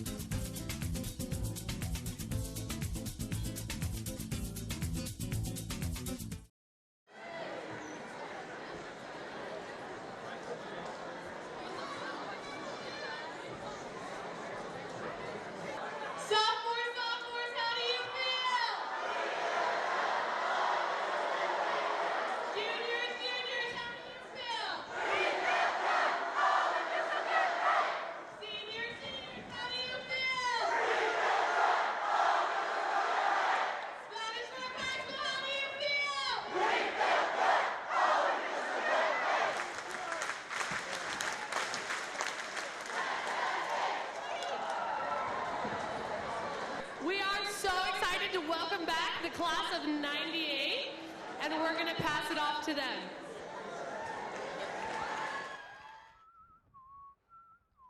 Hey, Steve. Hey, Mark, what's up, man? I'm just getting ready for this class reunion.